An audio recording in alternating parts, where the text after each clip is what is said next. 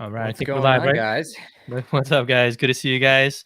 Good What's to see up? you. We are on our live. This is our second live podcast Q&A, random topic discussions, current events that we're going to chat about. We are the Gecko Pod. My name is Harry from Whoosgeckos. AJ co-hosts with me at AJD Reptiles. Everybody knows him. And then we have Brian, who everybody also knows. Brian at Whoosgeckos. He joined us last time too. It was a fun chat, so we thought we'd have him back on. And so we are a podcast for the gecko community. I said, Thought we'd have him back on. Brian always gives me trouble with the but we are a podcast for the gecko community where we want to help put out helpful content for gecko breeders who are in the hobby and also just doing geckos as a business as well. And so we hope to continue to have many more of these podcast interviews with breeders and also these lives and just keep putting out helpful content. So you guys good? AJ, Brian, how you guys doing, man? Yeah, we're good. I'm great. Just getting ready for the holidays, getting ready for shows and auctions and all the fun stuff. So very busy. Holidays. That's it, man. Thanksgiving this week, huh? Big yeah. week. Happy Thanksgiving to everybody. Yeah. Happy Thanksgiving. We have Black Friday coming up. We'll chat a little bit about that. Seeing what everyone's Friday. going to buy for Black Friday. What kind of geckos? Is it still a thing where people like camp out at all, or is it so spread out that nobody does that anymore? I think it's mostly online. Yeah, they don't have that doorbuster stuff anymore, so it's just really, you just buy online. I guess Target and Walmart, but I think Target opens at like midnight, so they don't have that doorbuster issue anymore. Midnight on Tuesday or something. It's like so far in advance. Yeah, I mean, it's gonna be I haven't done a Black Friday doorbuster since I was like 20 years old. So yeah. That's what your cages are lit up. Brian, looks nice in the back. That's really nice. I decided to go with this now. I think it's like every time I go on your podcast, I'm gonna change my background. Like first was the Just fish, the then it was my time. Just keep changing it. Change my background. You gotta keep it fresh. Keep it fresh. That's awesome. Hey Harry, can you change the documents that we can edit? Yeah. Yes, Before we get in. I can. Yes, Okay, cool. Yeah, awesome. I think you just gotta do like open access. That's funny. Yeah, I'll do that. Well, a lot of times we talk about some current event things. What if we jump right in and talk about this topic? Like the whole sable thing, the whole lily white sable thing, the cappuccino, all that stuff. We saw this past week that Mumusaurus is exporting a ton of sables out to different countries, right? To the US, but also different countries. Did you guys see about that? What do you guys? I didn't see other countries. I saw obviously the ones that came into the US. Did you see ones going to like Hong Kong or something, or no? I'm not sure if I saw that. No, I think it was just a US export. Okay. Unless he went to the UK. I don't know. I don't think so. Yeah, I didn't see any other than the US ones, but it seems like so far, who have we seen that's gotten it? Austral, Pangea, Little Monsters. They got the only super sable in the US right now. Yep, and the sable cap. Yep. Is there anybody else that we've publicly seen or no? Who else? I think there is one. I think there's one more that is unidentified because I think there was 10 shipped. 10. It was 10. So Austral got 4, Pangea got 3. So that's 7. 7. Little Monsters 2, and there's 1 more. One more. Who is that guy? Is it back here? Do I have it? I know I don't have it. I wish I did. That'd be great. Yeah. I see it. Harry has it. It's back here in one of these bins. Well, Harry's got it in one of those shoeboxes. Yeah. But yeah, I mean, it was crazy. Just I feel like in the last week, I know we've talked about it a little bit, but just the amount of things to talk about Sable and the combos of Sable. There's just so much we could talk about with it, and also it's exciting that there's more people that now have them and are going to be working with them in the future. So I think just the era of Sable is beginning. Yeah. There was a Yeah. big step this week of the first 10 shipped from Korea here. Yeah. Even though So it wasn't from there originally, that's where it's being produced in the largest quantities currently. Yeah, because I think Yeah. like whatever information we have now is so limited based on whatever research that we are getting from Korea. And like as in reptile industry or a community, one single breeder can only come up with so much. So it's better to have a broader and larger amount of people who are breeding these to do their own findings and their own researches, so that way they can put it out so everybody has a little like a logistics of what's going on with the gene and how it works. So we're all really just relying on that one person right now who's done all these extra combos, like whatever combos, because you have Cindy who had the original one, and then now you have Gabby from Morph Menagerie who has, who's doing it now, but she's getting her feet wet now with just breeding it. So now she's at the next step. She just hit that Sable Lily yesterday. So, it's huge. It's That's huge. incredible. She produced the first one in the United States. And congratulations to Morph Menagerie, Gabby and Brett for that that milestone. Yep. That's a milestone. They'll drop in with us in a little bit, and we'll get a chat with them for a little bit later. Yeah, so it's such a big positive. We want to see more genetics come into our hobby. We got to catch up to the other stuff like leopard geckos, ball pythons, cord snakes. Even bearded dragons have more. I would think they have a little bit more than us. Yeah, probably currently. Yeah. Sable refers to the heterozygous form. The base form, yes. So there's a base form and a super form. So normal Sable would be the heterozygous form. Yes. Yeah. If you guys have any questions, feel free to ask them in the live as well. We'll be asking questions that we've preloaded from Instagram, and we'll also have questions as you guys ask them in the chat. Okay. So feel free to ask them. Yeah, and we're just going to get rolling. I know that we are waiting for some people to kind of pop in here, giving it a couple minutes, but we've got a long agenda of stuff to talk about tonight. We do have a lot to talk about. Buckle up. You guys want to jump into a few Q&As from IG? Yeah, let's do some of those before we get some of our special guests. Yeah. Okay. Let's see.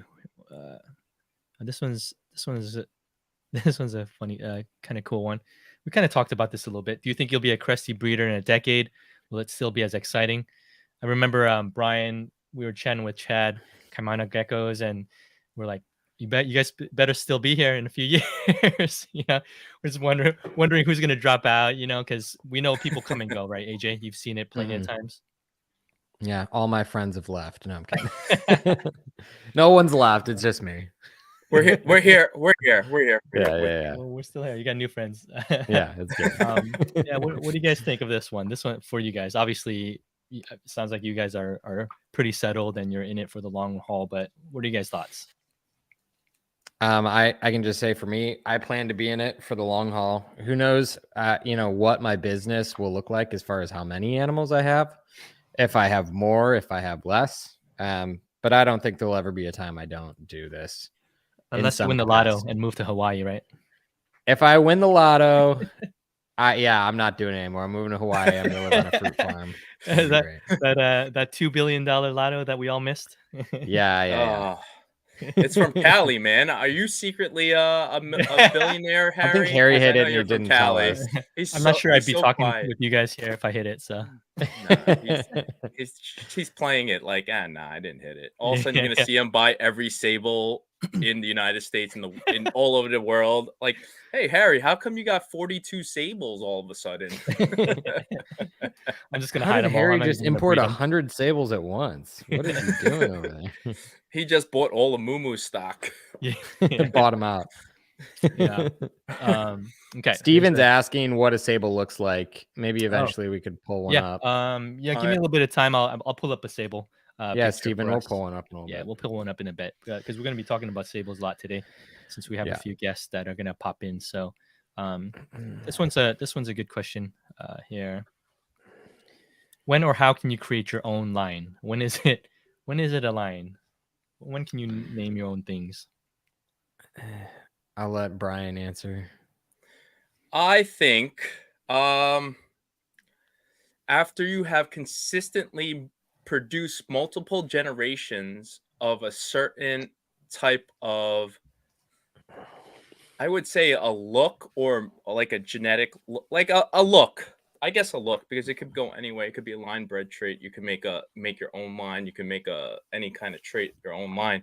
So something that you excel at in one specific, like, I would say, like, niche or particular, that separates you from other breeders. Like, if you have like white stuff, like everybody's got white stuff, so you got to make it separate, like that you can identify it. Like if somebody looks at an animal and be like, oh, that's a AJ gecko, or that's a Whoosgecko, or Zero's Gecko's gecko. So it would have to be a consistent, I would say, a consistent production of a certain Unique look, that thing. uniqueness to animal. Yeah. So for example, it'd be like AJ has the Felix Julia line that is pretty unique.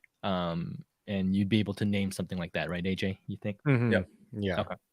Something like that. Or like I even think about, like, now if we talk about like red portholes, I feel like it's just like synonymous with Rockstar. Like that is something that they have like cemented themselves into. Or like Janine with her like tuxedo line stuff. There's a handful of things out there where it's like, even though other people have those animals, theirs are so distinguishable. You know? Yep. So producing something consistently that is unique enough where when people see it, they know it comes from you. I would say is kind of the indicator. That's my goal.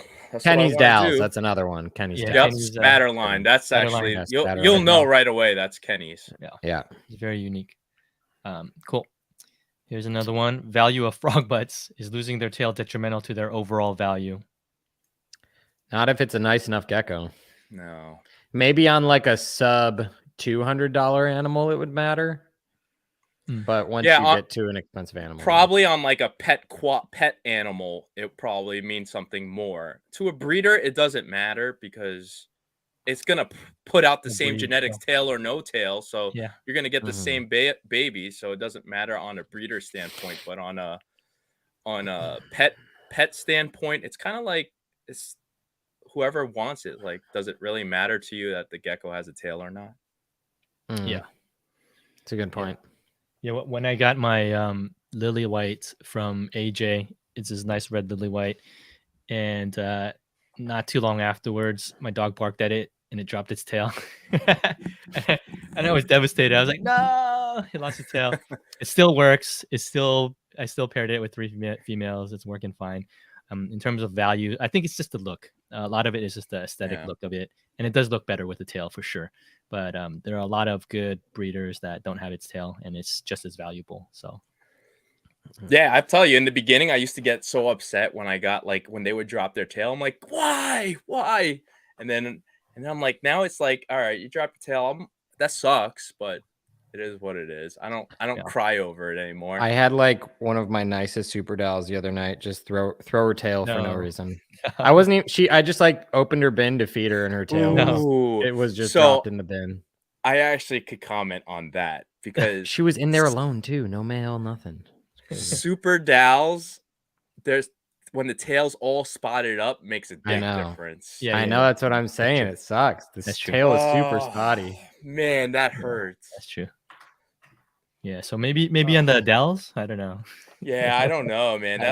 That's insane. Like, I love those tails that are like so fully covered, like from tail to head to tail. It's amazing. Yeah, it was one of my nicest ones, so it's a bummer, but it's okay. Man. It'll still make the same babies.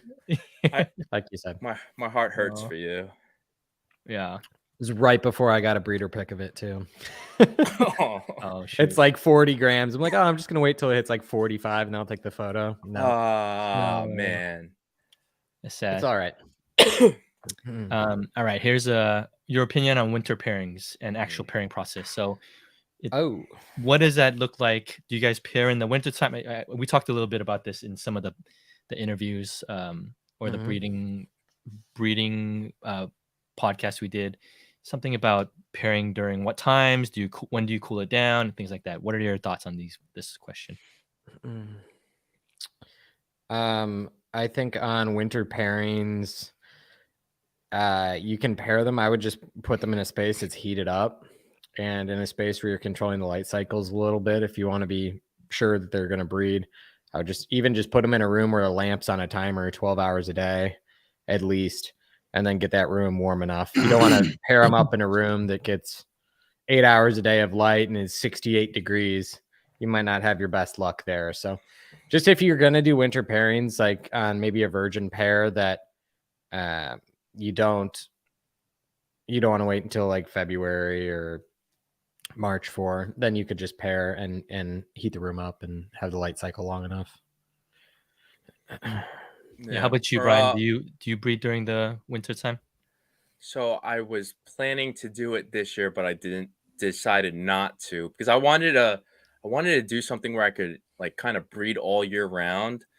Like instead of being like overwhelmed with so much at one time, at least spreading it out might help out a little bit, but I decided not to because I'm going through a cool down phase right now for the winter, and then I'll start heating the room up again in early January, probably like January 1st, and I'll start slowly cranking it up. Right now, my daytime's about 72 to 73, and then it'll drop to like 68, 69 at night. Right now, the cages are on because of the podcast, but normally they'll be off by 5 p.m. So I think next year, because I have separate rooms next year, since the hatchling room is going to be warm all the time, so at least I can move a couple adult cages upstairs into the hatchling room, and then I'll probably do about 10 pairings during the winter just to like try it out next year. So that's going to be that would be an experiment for me next year. I'm not doing it now. An interesting thing for me, Harry, that I've realized is that my animals are laying in North Carolina versus in Chicago area. Yeah. My animals are laying way later into the year. So like I'm still getting tons of fertile eggs deep into November, which normally I feel like my females in Illinois would start dudding out in like September, October. So they're still going. And I'm like, oh man, didn't you just collect like 40 something eggs like last week? 36 fertiles in a day, and I had like 12 or 16 infertiles. Yeah. So I saw those infertiles. I'm like, all right, this is good. Like dud out, please. Yeah. That's insane. It's crazy. Yeah. Once it started getting dark quicker than my 3 females that were laying stopped, and I only have 2 eggs left that are incubating, so they're definitely freezing up now. So they're down phase. Yeah, they're cooling down. Let's show this one. Let's see. Crypto Cresties asks, can you explain the cool down phase before breeding? What are temps? How long and do you feed less during that time?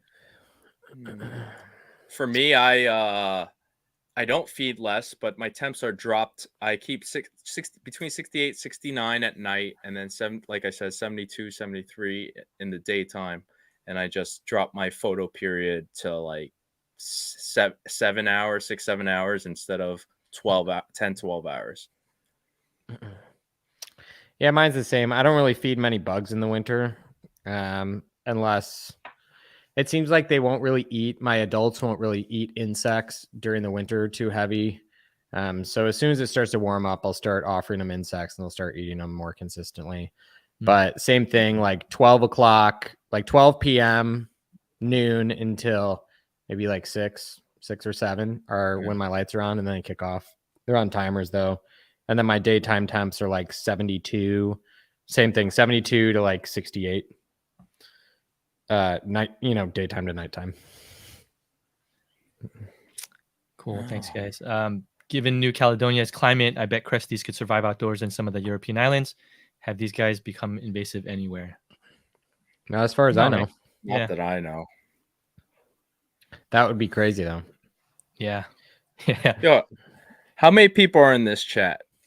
How many we have? How many lives do we have? We have 48 people live right now. How many likes do we have? How many likes do we have? We gotta get the likes up, That's where guys. I was getting up. We gotta get the likes up. Brian is gonna start blowing the air horn. Oh, what the? Can you kick that person?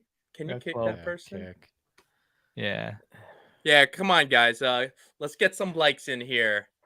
40-something people with like a couple likes. That's not cool.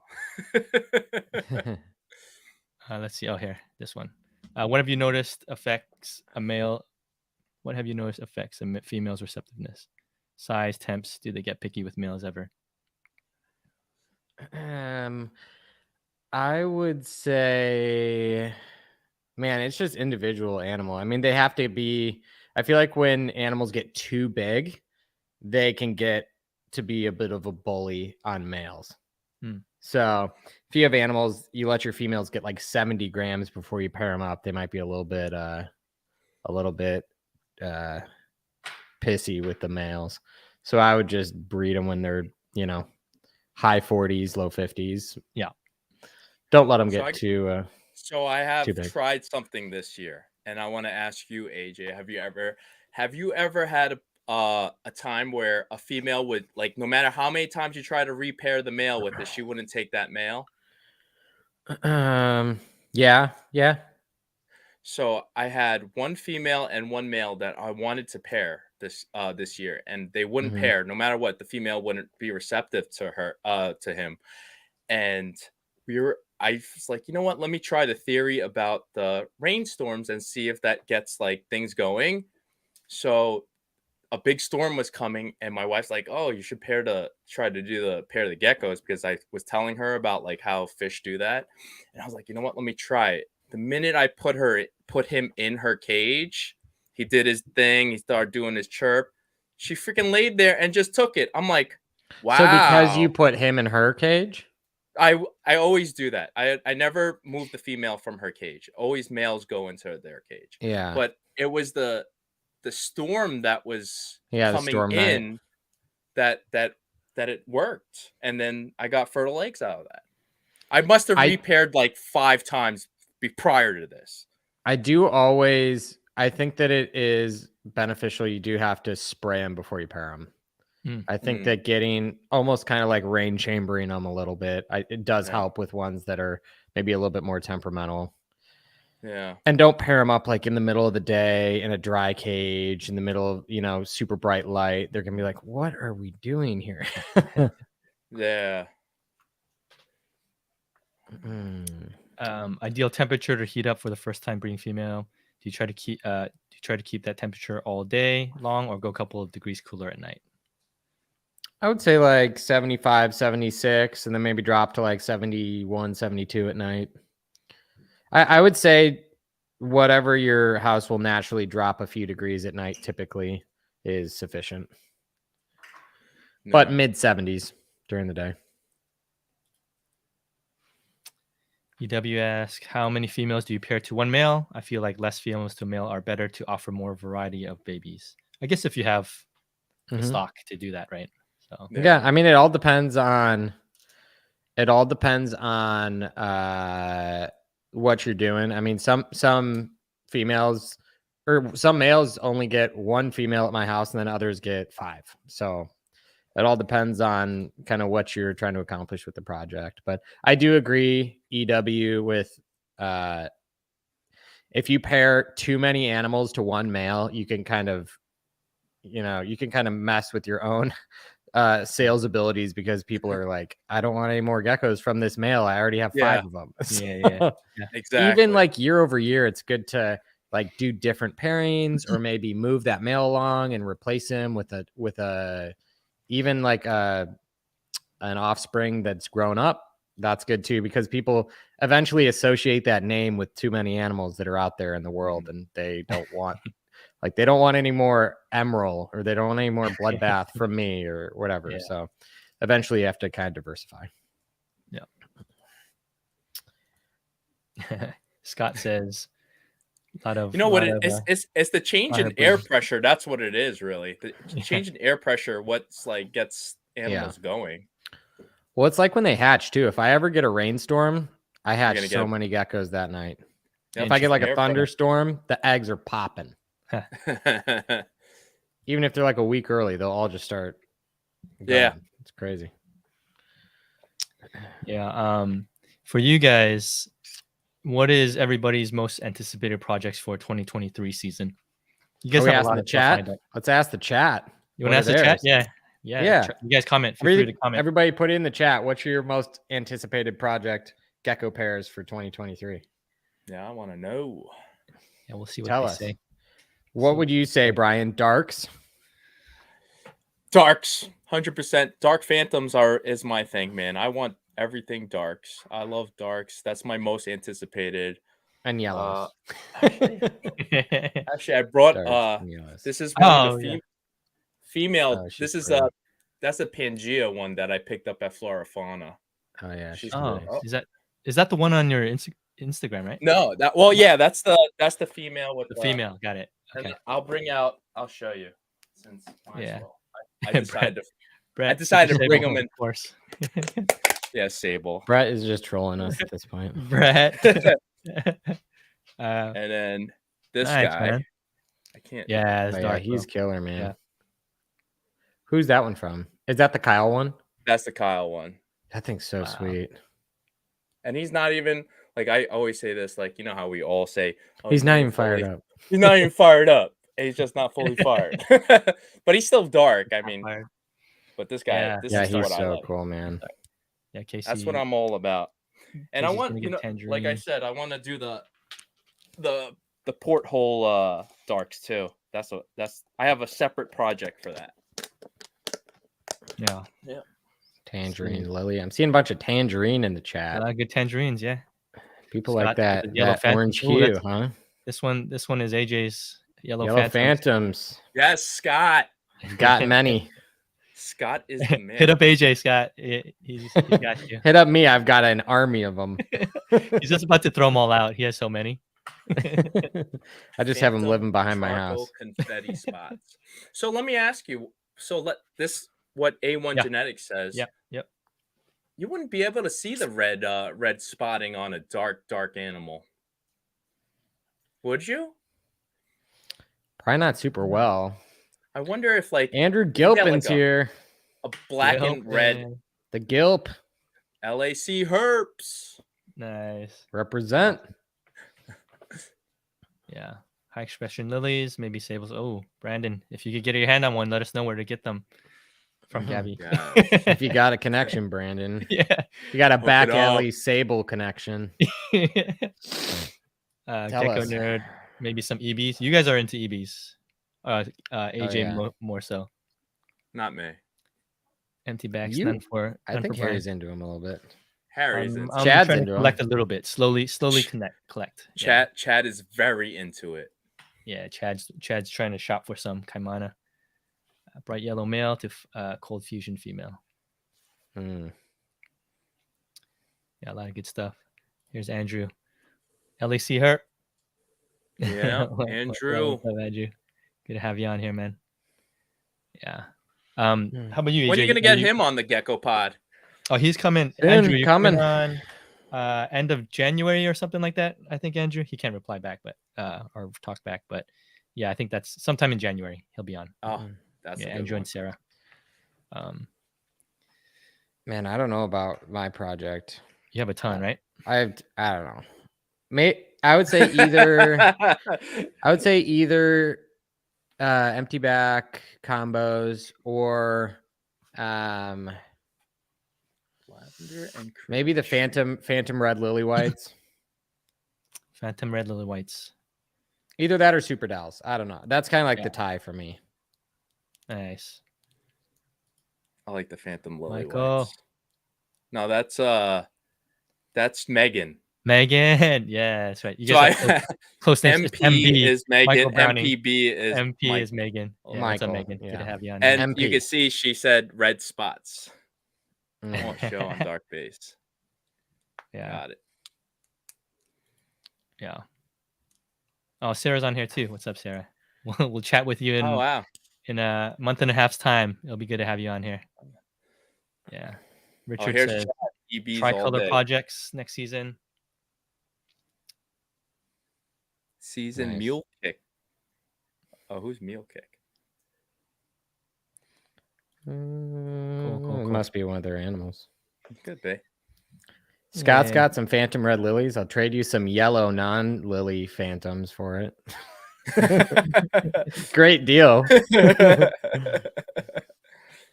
Scott, what about that Xanthic, man? I'm still waiting on it. You didn't even tell me. He's at the Xanthic Lily White and the Xanthic, and I'm like, you want to sell? He has them?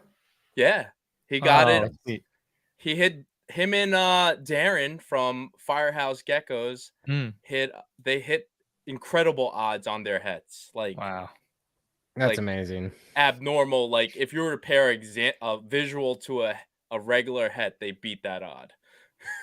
Amazing, man. With 200%, 100% Lily and 100%. As far as how many Xanthics they hit? Yeah, I think they hit 5 out of 10. That's crazy. Or no, maybe 5 or 6 out of 10, something like that. Something insane. Yeah, that's nuts. Brandon says you should come to the Pomona Super Show. I'm thinking about it because I don't live too far from there. Maybe like 3 hours from Pomona. But maybe. Ryan and AJ are east, so they probably won't come to this show. Yeah, it would probably cost me like $5,000 to just go there. That's me going to Tinley, man. and plus buying geckos. It wasn't that bad. Maybe the gecko buying. After buying geckos, maybe. Because I don't think California likes New Yorkers anyway. Yeah, they charge you a California tax when you come in. Versa. Yeah. Okay, how about this one? How do you select holdback? I think we talked about this a little bit before. You just hold your favorite ones, the best ones, and stop the rest. You were talking a little bit about that today, AJ, about your Felix line, things like that. What do you think? Yeah, I mean, I would just say like for me, what's really helpful is just getting the animals all to like a decent size, and then taking professional photographs of them and then looking at them all in that context, so you can really compare like, oh, I have these 20 geckos, I'm going to look at them all on my computer screen and I can really judge them then, versus just like, oh, look at this one, oh, I think that one's nicer than this one, like when you're doing it in the room and you're feeding. It's probably, for me, I find it helpful to just take photos and look at the photos. Did it take you a while to develop an eye? I'm talking from a new breeder now, to develop an eye to see what to pick out and what not to pick out. Yeah, I think it did. Okay. Yeah, because I'm still learning. I'm buying I bought a few things earlier on, and looking on someone's website, it was like a few $100 difference, and I couldn't tell the difference of why they looked exactly the same to me. So still trying to figure it out. Yeah, I mean, I think that per pair too, you have to kind of know the pair, and you can look at an animal and be like, that's going to be one of the best ones out of the pair. Even if it's not necessarily like the best looking one in the moment, like some kind of characteristic that will tell you that. Yeah, I remember at Tinley, Brian. I was just reading Scott's thing. He hit 3 lily axe and 4 axes Xanthics off of that pair. That's insane odds. That's even crazier than I thought. 5. He had 7. Wait, 3 lily Xanthics and 4 just normal lily hats? No, go down. The next one. He made 3 lily axe. Oh gosh, that's crazy. How crazy is that on a head-to-head pairing? That is crazy. That's the craziest odds, man. That's like Scott, hitting the lottery. Scott didn't play the $2 billion lottery, did he? He won it. He didn't tell us. He would have won. He would have won. Wow, that's nuts. All right, what were you saying, Harry? Sorry, I was too busy reading that. I was saying how at Tinley, Brian, you were showing me like what to look for with some of the babies. Because you have a good eye. So usually what I do is like sometimes, some breeders will overlook a lot, and then you really just got to analyze, like look carefully at the babies and the hatchlings when you see it. So first you want to say, if you see something that catches your eyes, you look at it. All right. You're like, and then you ask them, hey, what parents are these? And like I was telling you when I was at AJ's table and he was with Brian, Susan, and with the Julix Slick Rick. Slick Rick Yeah. line, right? So Brian was showing me the parents. I'm like, okay, so let me see. I looked at the parents, and then I was going through all the the Julix Slick Rick stuff, and I was just picking out based on, like, you just got to analyze. You got to look for little tiny white specks on areas, like, because you can see that the parents, most likely it'll start spreading a little bit. So some stuff is just like late spreader bloomers, and some stuff you can see right out of the egg is going to be fire. Yeah. So For I started to learn how to pick out animals that were late bloomers, because those are like the secret ones that, like, the breeders will overlook and be like, all right. And then when you show them that animal, like 30 grams later, and then you're like, hey, check out this animal that I got for you. They're like, what the fuck? That's crazy. No way. I'm like, yeah. Yeah. So I'm if you're able to develop an eye to pick out babies, I think you're golden. That's where a lot of people miss. It's a skill for sure.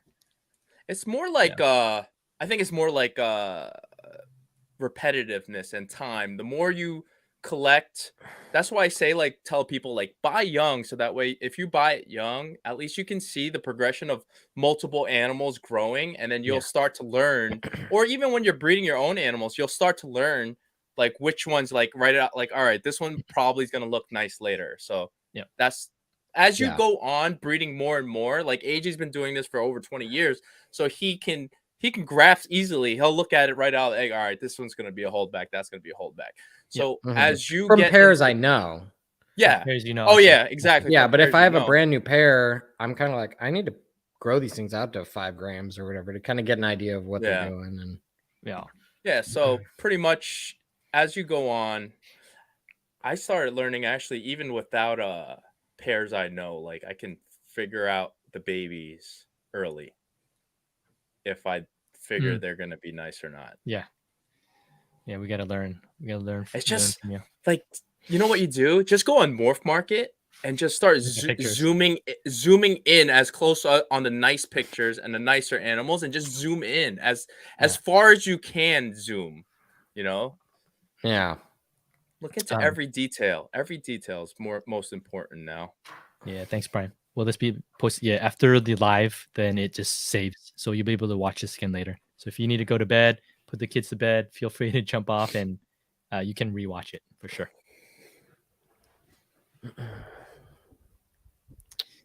Let me see. Okay. Let me. Are we close to our first mystery guest? Yes. Okay. So we have a first mystery guest. Mystery guest is going to jump in here. Let me add them. Who is it? Who is it? Who is it? Ooh, mystery guest. Hey! Oh! Anthony and Jess, good to have you guys on here. Welcome. Can you guys hear us okay? Yeah. We could hear you. Nice. Very cool. Anthony, is it that cold over there that you have a beanie on? Yeah. Weather? I'm always perpetually cold. Aren't you in, like, Southern California? Yeah. It's like 80 degrees there. by the time it hits like 54, right? 54? You guys got the winter coats on. It's 54. I get cold at 60. That's too cold. I hit 26 degrees here like 2 days ago. Oh, dude. What? No, heck no. I can't. Yeah, it was like 26. 68. No, I think my limit is like 16 degrees. After that, I'm just like, Oh my I'm taking the first plane out. Has it ever hit 16 degrees where you live? No, but it does when I travel, because I travel for work a lot. Okay. So, like Chicago and stuff like that, where it's like horrible. And also, New York. horrible. He says March Chicago's horrible. Tinley in Chicago is one of my least favorite times of year and weather. Yeah, It's not good. that's got to be pretty chilly. Rainy Well, and cold. I'm Even okay this past- staying for October. This past Tinley was pretty damn cold. It was like 30 something degrees. It was windy. Yeah, Was it? Chicago area. Yeah. No, it wasn't that bad. I guess we were just using the tunnel into the me and- thing, right? Me and So- AJ were outside, and I was smoking a cigar, and I was freezing my ass off. Oh my God. Yeah, I think I remember coming in and like shivering for like 10 minutes afterwards. Smoke But I've was gotten coming out of my soft mouth. with the cold. Anthony and Jess, thanks for taking time to jump in for a little bit. We have these little segments that we want to do in these lives, and thank you for being our surprise guest.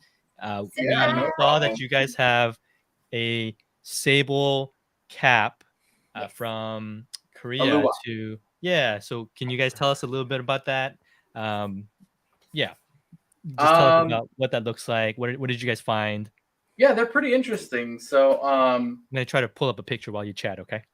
go for it. And then I think we have the animal here right now, actually. Oh, sweet. Even better, live. We can grab it. Whoa. So you guys can have a look at it. Move our How beverage. does it feel to have that animal in your possession right now? Ooh, it's such an honor. Honestly, like to just have the trust and just have them here. Hang on. I'm trying. It's wild. Yeah, honestly, it's pretty great to be able to be one of the first to help describe it for the hobby. Let's see if it focuses at all. Right, come back a little. Yeah, if you guys can see it. Yeah, So it's a pretty wicked animal. When we were at Tinley, we were at Northern Gecko's booth, so we got to hold the super cappuccino that Mark had there. Yeah. So I played with it for a few times actually, just because it's such a unique looking animal, the super cappuccino. His actually had really nice form structure and everything on it. So we got to experience what it was like to have one of those types. And then getting the luwak here actually it's a totally different feeling. It's got more texture to it than the super cappuccino. It's kind of like a halfway in between kind of thing. And then the super sable is a little bit more velvety. So this one feels like, I guess the super cappuccino would feel more like silk. This one would feel like velvet with a couple of like bumps on it because it's got texture on the skin. The dorsal. Yeah, the dorsal and the belly too. Actually, it's pretty textured. So are the sides smooth, like the laterals and everything? It's pretty homogeneous all the way through with the lumps and like the texture feel to it. Actually, interesting. It's really hard to focus on it. Does it fire up really dark? It gets darker and then it goes down to like a silver color. Yeah. Okay. So Interesting. it's pretty neat. No structural issues so far. It's not behaving in any weird way. Other than that, it's got a little bit of crest structure, which is kind of nice coming through on the neck. Yeah. And then, hold on a second. Have you looked at it under like a microscope, like a camera microscope that like a video microscope to like really like look detailed into the scaling? Yeah, so we haven't done that, but we had a macro lens on there. So we had a macro lens with a 10 times what is it called? It's like a plus 10. Like a ring. Yeah, so if you look like at a magnifying ring, right? You can see, yeah, exactly. So if you look at the website, you can see all the scalation. Like these are really small animals, so like with your eyes, you can't really see the scalation as well as you can under that particular photo. But no, I haven't done the microscope yet. We do have one, so I think we'll probably want to do that next. Anthony and Jess, what's your take on sable cat pairing regarding the smaller nostrils? Is that evidence sable may be the same or similar to the cat morph? It's evidence that they're allelic. So with any allelic mutation that you find in the hobby, if you go to like ball pythons and what else do they have? Retics and stuff. They have slight differences, but they also have a lot of commonalities in the various combo morphs that they can produce. So you guys will see that if you look at the lily, for example, you see that sable lily and a cappuccino lily look very similar.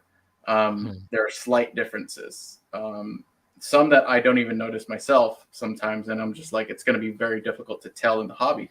But you can also see that when you have a cappuccino with a black base and a phantom, and you can't tell the difference between those when they're lily sometimes, like a frappuccino lily that is phantom, and just a normal like lily that's phantom.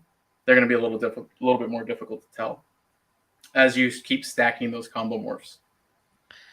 Would you say just when they're juveniles, or I know I've seen that some of the frappuccinos tend to like gray out a little bit as they grow up. is Yeah. that some of them do, some of them don't. Is that phantom that is doing that in those animals? Because I've seen non-phantom ones that don't gray out, but I've seen ones that some do, some don't. Yeah, I'd need to see pictures to like know for sure, but yeah, I think we're really early days to see how else we can identify different combo morphs, whether it has a trait or not. When there's another trait interacting that's like really strong and taking over that phenotype, right? So I have a question. So obviously cappuccino and cappuccino can make the super cappuccino, which we've seen. Sable and sable can make that super sable animal. So because these are both allelic genes, I'm just confused as to how we can end up with something that's in between a super sable and a super cap, when in reality, if the genes were compatible, wouldn't it just be one modifying the other slightly instead of some type of a super form looking animal?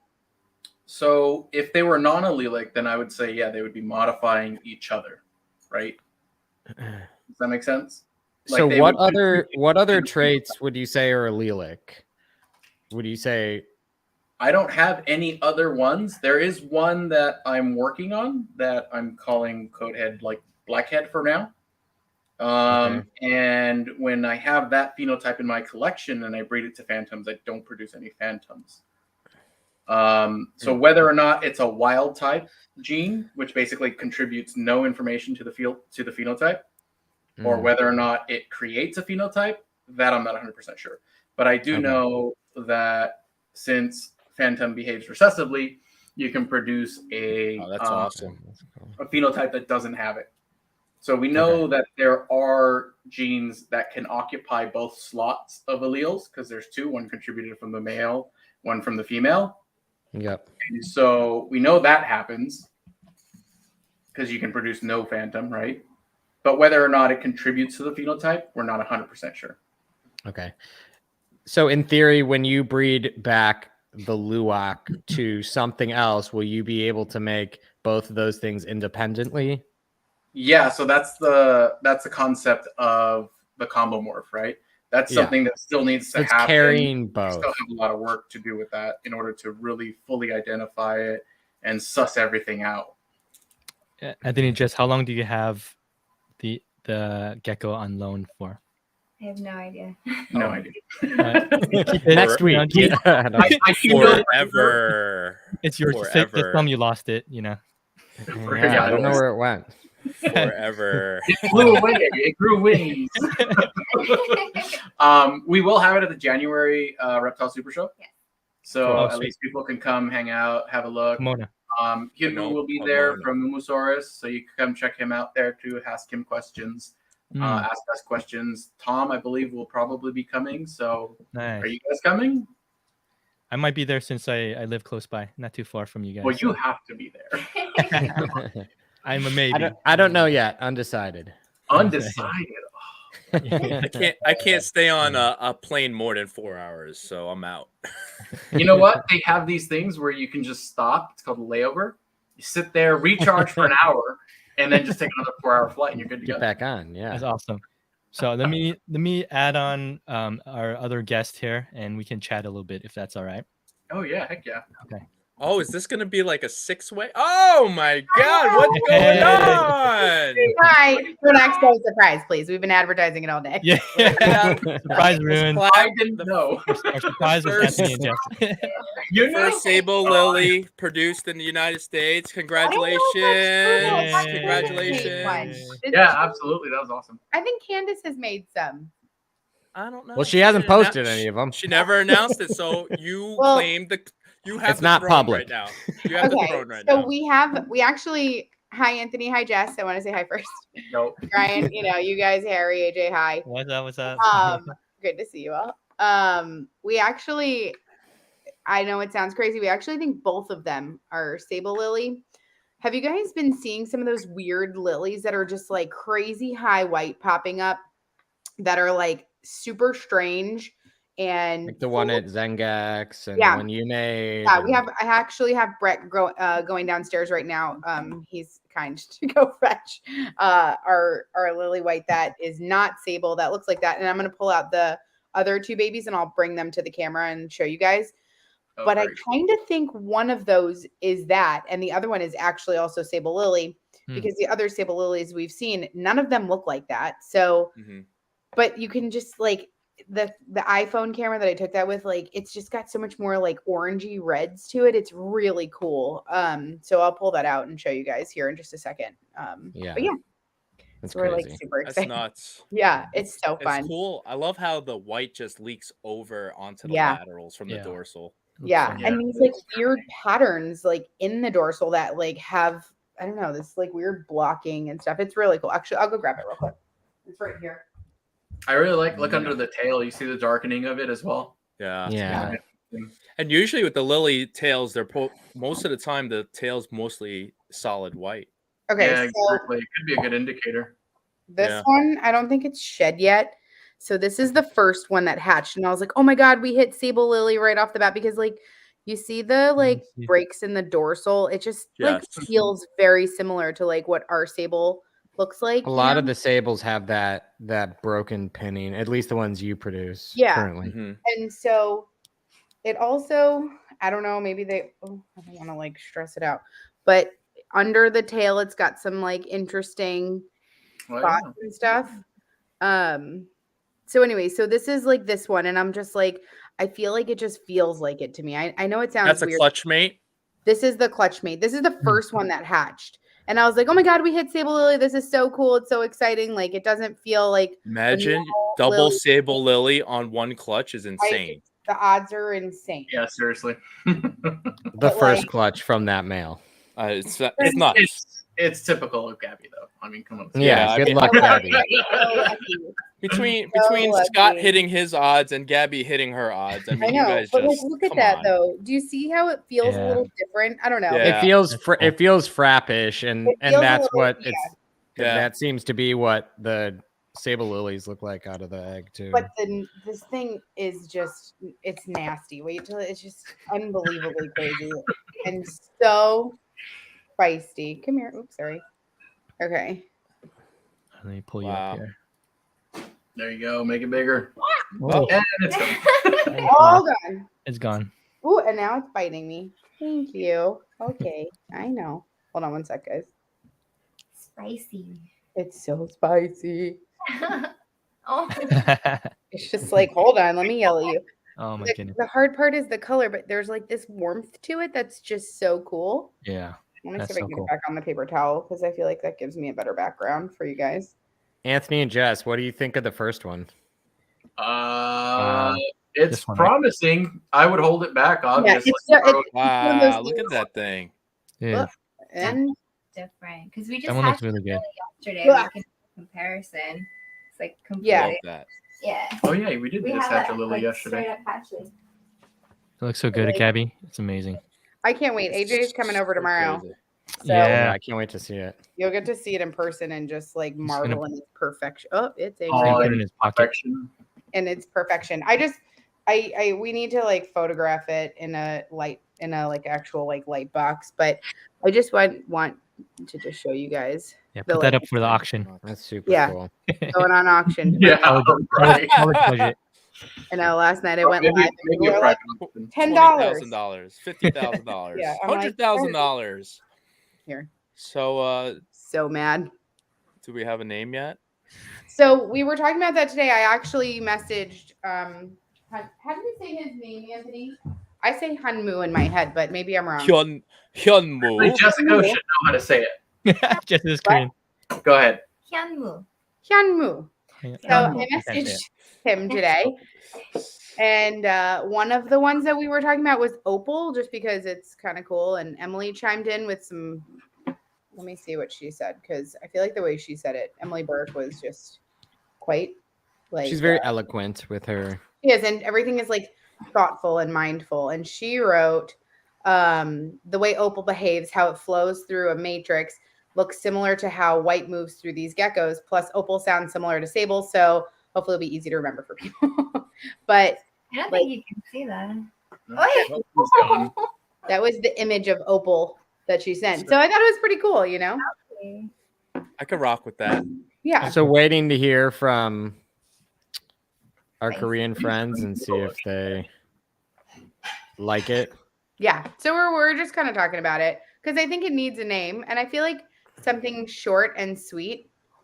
Oh my God. Who is Dick Face?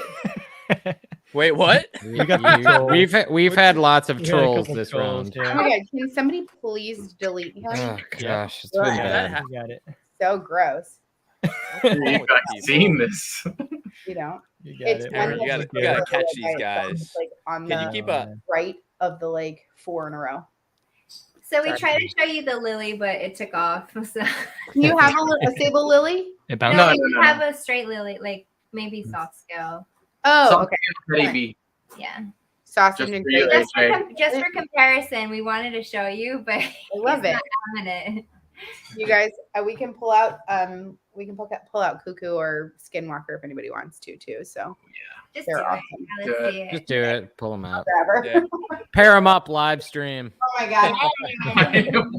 Do it. Awkward. Do it. He's just so cool. AJ, did you see we rearranged the wall again? Yes, I love it. I know. Oh yeah, what happened to your aisle? We just could not see very well, and it was driving me bananas. Yeah. Okay, here's. Oh my Cuckoo. god, look how white that thing is. Mm-hmm. Isn't she just crazy? Like Contrast. She's So like glowing. she glows. People She glows constantly in are like, person too. she looks like people say things. Ooh, oh God, please don't go too far. People constantly say like, oh, are they cappuccino? Do they look like cappuccino? And the crazy thing is, like, I've never seen a cap that looks like this. You know, definitely a very different feel. Yeah. Hold on, she's so bright. The head fringing is so extreme. That's It's definitely wearing a crown. Yeah, we can actually bring it. that thing's she's nuts. so cool. Yeah. And she, like, when she's fired up, is like black and white, and her head is just. She's gonna hit one of these buttons, and I'm gonna go missing on the screen here in a minute. But anyways, I just wanted to. She's gorgeous. Yeah. I love the brown crown that she has right over that like head stamp. Yeah, Yeah, she it's crazy. changed her like. What's her belly look like, Gabby? Huh? What's her belly look like? Let's show you. Do you have any markers or anything that are similar to the cappuccino, like the orange bars or anything like that we've seen? No. People not that describing. I see. It's pretty patternless on the belly. It's Yeah, it's interesting. pretty. I love how some people can like manhandle them like beasts. I like can't. Yeah, I wouldn't do that to her. See, Oh, there you go. belly shot. It's almost like muted bars in that area. It's just like her. It's like she has a couple of white spots like from her pattern that kind of blend under it. Hmm. Here's our cappuccino. Let's see. Oh, it's so pretty. I like the. Nice. I like when they have those like the like pin, that weird half pin vibe. Yeah, he doesn't really have too much under the belly. No. Mm-mm. It's RCK or Yeah, this is Reptile City, Korea. Nice. I like then how we it. I like how the pinning can be tinted yellow like that. Oh my gosh. This is the moon it's like a neon yellow. gecko version. Skinwalker. That's a cap as well. Yeah. Back it up a little bit. There you go. Like it's Yeah, just it's cool. focusing on There you go. Jess's hands. I know. What the heck? Yeah, that's another cappuccino. Nice. He lost a whole lot of color. Oh yeah. How many But he caps? was You guys have a really lot of caps. We just have the two, We have and then two. we're breeding Frappuccino Um, right now. And then we actually have a friend that might have them, so we're next season trying to prove it out for her. So Is that we'll see how that- Skinwalker? This is Skinwalker. Wow. Look at that. So Wow. another thing that we're noticing about Sable is there's this like slight darker progression towards the bottom of the tail too. Yeah. Mhm. Yep. That's definitely something common in both of them. Sorry, That like, happened. editing is so hard, but he's Does he have So like out- a tinge to him compared to Cuckoo? He's a little yellower than she is, but not by much. He's still really bright. She's just more black and white, and he's I mean, more they like- almost look like xanthics. yeah, Yeah, it's the right. strangest. because of the undertones are yeah. Yeah, They're they're like, missing.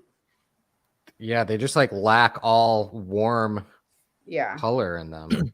yeah.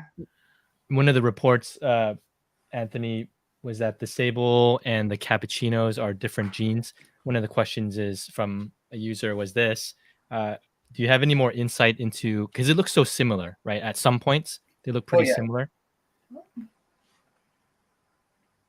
But Do I you have guys any have other more insights to that? Yeah. Well, other than the fact that like they are allelic and they should produce similar phenotypes. It's like the lesser and the butter and the Mojave that you find in ball pythons, right? So like they all three of them produce unique super forms, and then when you combine them, they produce another super form. So like you get Interesting. purpling in the head for the Mojave, and you can combine that with a lesser, and it has like this nice purple stripe along it, but a lot higher white on the laterals. And then the butters just produce a lot more yellow coloration.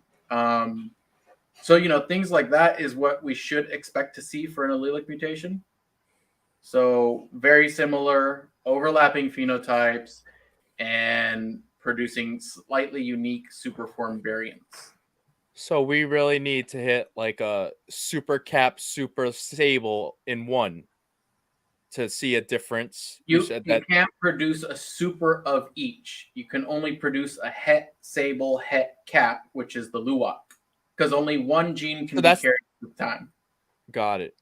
So I- you, Because think there's two alleles and each one's allelic, so you can't make Yeah. Yeah. but what if can't you make have a- like quad. what if you put like a super sable cap, like if they're super sable with cap? That's what a luwak is, right? So you Yeah. have two slots, So right? And they're on the same line. So they can only ever have two slots. You can't stack that. The only way you can stack it is if they are non-allelic. Then you can have a super of both. But because they seem to or appear to be allelic, Yeah. right? And then therefore they should create a unique super form together. Therefore, it is heterozygous for sable and heterozygous for cappuccino. Okay. That makes sense. so only one copy of each. Correct. Okay. Yep. Gotcha. And then you can either make the super form of each. of each, yeah. Yeah. So But you like, can never what if make we have like a super sable and we have xanthic and we put two xanthics? they're non-allelic. Sable and xanthic should be non-allelic. Okay, so they're fine, and you could technically stack that. Yeah. Okay. It seems like that's what it. As well as lily white. Yes, non-allelic as well. So we could stack. That's why we get the Sorak, right? The Sorak is a lily super cappuccino, and Yeah, since we so it know shows that lily's non-allelic. cappuccino's allelic, we also know that lily is non-allelic. Okay, got it. That's really interesting that lily's not, even though it has a super form that is not viable, but that's I interesting. think it has to do with melanin. If there's no melanin in a crested gecko, then it's probably used during the incubation to create organs and stuff like that. We put that in the foundation genetics. I've seen some research papers saying that melanin has been found in organs. It's possibly responsible for development along the course of it incubating in the egg. And then I've seen other reports saying that that's not true. But if it is true, then it would make sense why so many non-melanin producing superforms are lethal to them. So we should expect lethal albinism, lethal leucism, stuff like that. So you think that an albino is impossible? It would be lethal? Yeah, I would. Okay, you're smiling because you know it. No. It sounds like it's like a sneaky smile you've got. Like, I always have a That's sneaky just smile. Hey, Brett. Hey. Oh, what's up, Brett? Yo. to try to find I've the been on a lily gecko white, but scavenger hunt. We move stuff around, so yeah, Yeah, our gecko's pretty I know cool. where it is, but I'm being lazy. Chad said, Brett. what's So up? where do you see, Anthony, where do you see like the next really interesting animal that's going to come out of this project? What is the combo going to be? Ooh. Which is the one you're most excited for? The combo in theory, Yeah. I'd like to see some variations to the lilies, and I would like to see what we can do to produce reds and yellows in a more Within Sable. Yeah, within Sable and Cappuccino in general. I mean, they're Yeah. allelic, so we technically should talk about both of them at the same time. Yep. Because they're going to always go hand in hand. They're going to be able to work with each other and stuff. So I think seeing more yellow and red variations in them would be really interesting. We've seen Don produce a couple of what look like red ones. And I don't know if you guys have seen them, but they've got this orangey rust color that you just don't get in crested geckos unless the cappuccino's there, which is cool. So I'd love to see a sable version of that. I feel like I saw one that I'll just say super red for his business, but I saw one that has like that really crazy orange that's like I think that was Ryan Geckos.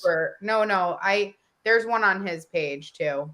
Okay. I always just like go back and he forth. called the milk choco line. Milk choco.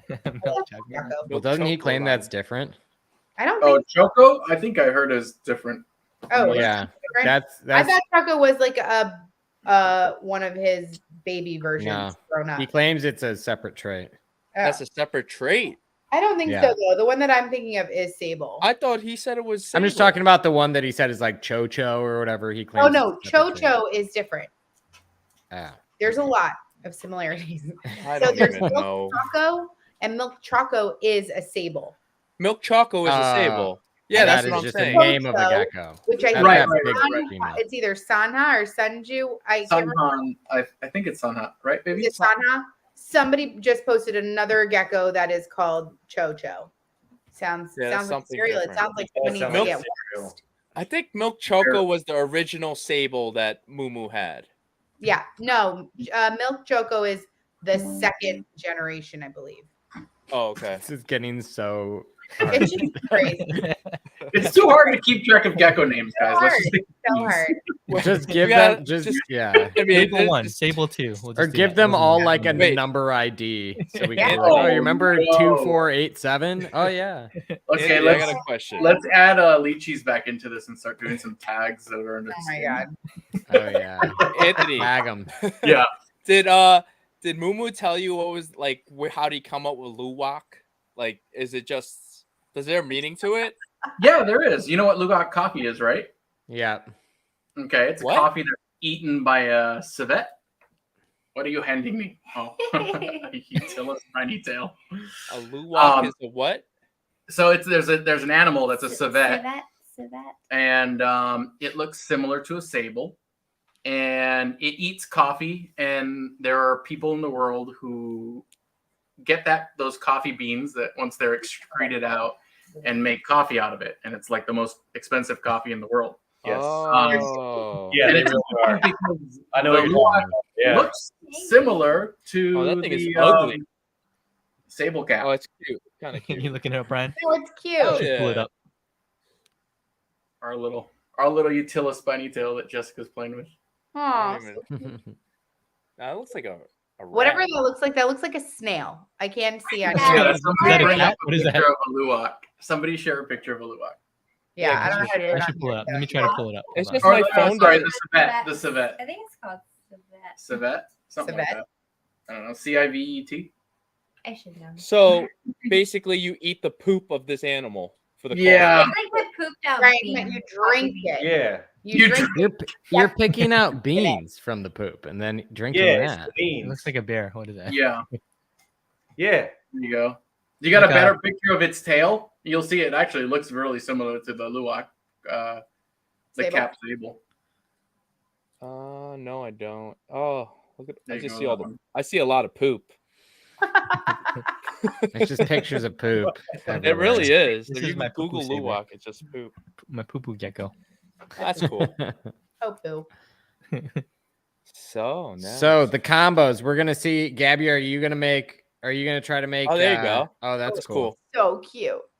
Are you gonna try to make Okay. red and yellow or orange Yeah. sables this year, Gabby? So the thing that we're really excited about is the versatility in our collection that we have and what we can do with it. So we're doing a red tricolor lily, an orange lily, and a dark base lilies. So those are the 3 with like different base colors we're starting with. We actually started 1 pairing. And then we're going to go into a really high white. We're going to do a really orange base gecko. And then we're going to go with some red and just see what pops out and then raise them up a little bit and see how everything goes. We're also doing, I guess we could just say it, lily exanthic, a phantom lily exanthic and an exanthic so that we can have sable head exanthic 100%. Wow. And we do have a female cappuccino that we're raising. She won't be ready right now unless we give her to AJ, but she'll be ready in the season after. How many of these geckos am I bringing home with me tomorrow? That's what I want. I'll take one. AJ, AJ will take Yeah, it. you're gonna just need a whole rack. I'll set the sable rack up, and you send. They'll them be out. ready in 2 months. They'll be Yeah, adults. they're gonna be ready to breed. Impressive. But yeah, so we have a really big variety that we're working with, and obviously we're going for super sables too. So we'd like to produce some here and post up that and kind of just take everybody through the journey of what we're producing and do some updated photos and really just show a lot of the progressions and stuff. It's exciting. Yeah, Nice. he's gonna keep that gecko next to his bed feeding in crickets. God knows Like an what's up. automatic cricket feeder. Yeah, I'm gonna be setting up alarms alarm and feed it a cricket every 2 hours. It's gonna have like a little gumball every machine 20 in its minutes. enclosure that it just pops out a new one each time. Gets an 1/8-inch cricket every 20 minutes. Yeah, done. that's amazing. Yeah, so that's kind of the That's plan. funny. We're gonna finish like our photography. I feel like North Carolina still has a couple of like warm spikes that we'll get, and we're gonna utilize it'll happen. We'll utilize those days to really capitalize on photographs because the objective is to post all of our pairings and stuff. And we usually do a live video with our pairings so that people can interact and like help us make recommendations and stuff. Sometimes we listen, sometimes we don't, all that stuff. But it's fun. It's fun. That's awesome. So we'll show you guys everything. Anything else you guys want to touch on, and then we're gonna get back to Q&A off Instagram. So what other stuff do you guys? We have everybody in one room. What do we want to tackle? I don't know. I want to give a plug to AJ and Gabby's auction tomorrow night. Yeah, we're actually Oh yeah. Appreciate it, Brian. AJ brought fruitcake. Oh yeah. Get ready. Holiday bringing him- spirit. Bring himself. We're cooking dinner. We're having Are you fun. gonna eat that thing? And Oh, he's yeah, gonna eat man. it on YouTube.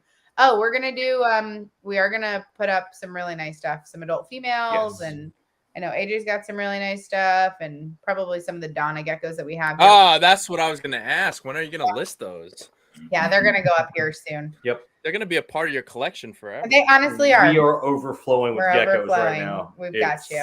Well, I'll take It's not a- take the nice ones for wholesale. It's all good. Yes, done. It's not a bad thing. It's not a Done. bad thing to be And then overflowing. Anthony and Jess have a bunch too. I let's know you just guys look are it sorting up. through. Ooh. So many geckos. I haven't been able to sell anything because of my back surgery.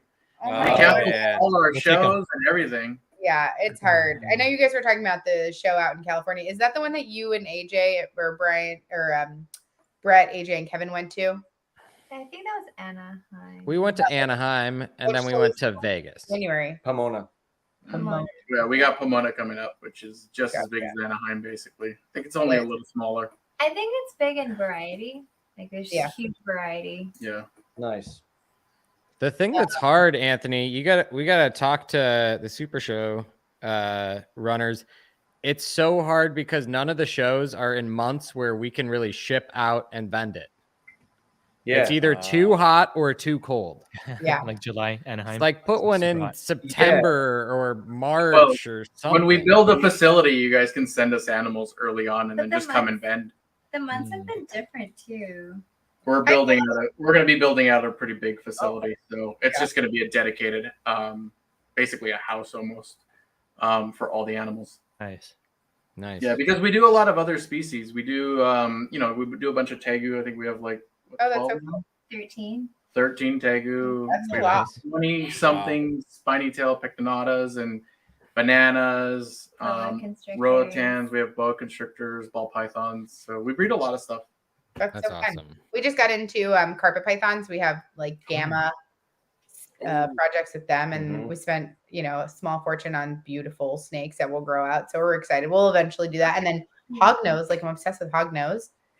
Oh yeah, they're adorable, right? They're so cute and feisty. Yeah. My wife won't let me get snakes. Really? Yeah, she Oh. doesn't. My wife will not go near the geckos.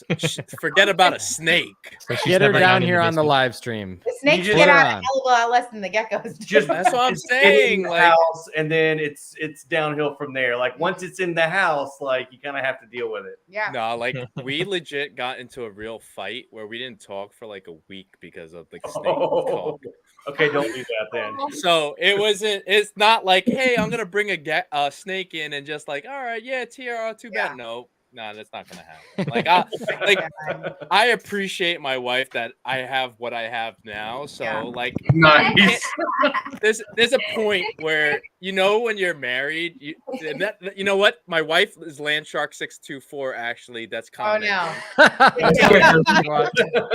No, You guys, She's just watching you, making sure you don't talk about buying any snakes. yeah. Oh my You know- god, that's amazing. You guys, She's Brian's watching you. gonna sneak some snakes into your gonna house. I'm just gonna ship them to you the next Gecko Pod. No. Yeah, we got snakes. We Oh, got no. sheep them too. hey, you can't do that because she won't let me go to any more shows. Then Okay, fine. That's Fine. true. You don't have to go to shows. We'll just ship them to your house. Yeah. Yeah, the show will be at your No, house. but I want to hang out with you guys, man. That's true. We want you. We do. We want you there.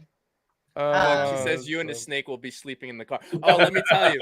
So I'll tell you real quick the story. My sister finds a snake at her job, right? It's a little brown snake. And I didn't realize what it was. And I was like, all right, well, it's cold out, so bring it to me and I'll get it somewhere where somebody will take it. My wife's like, absolutely not. You can't even have it for a half hour. She's like, that's not coming in the house. Oh no. That's funny.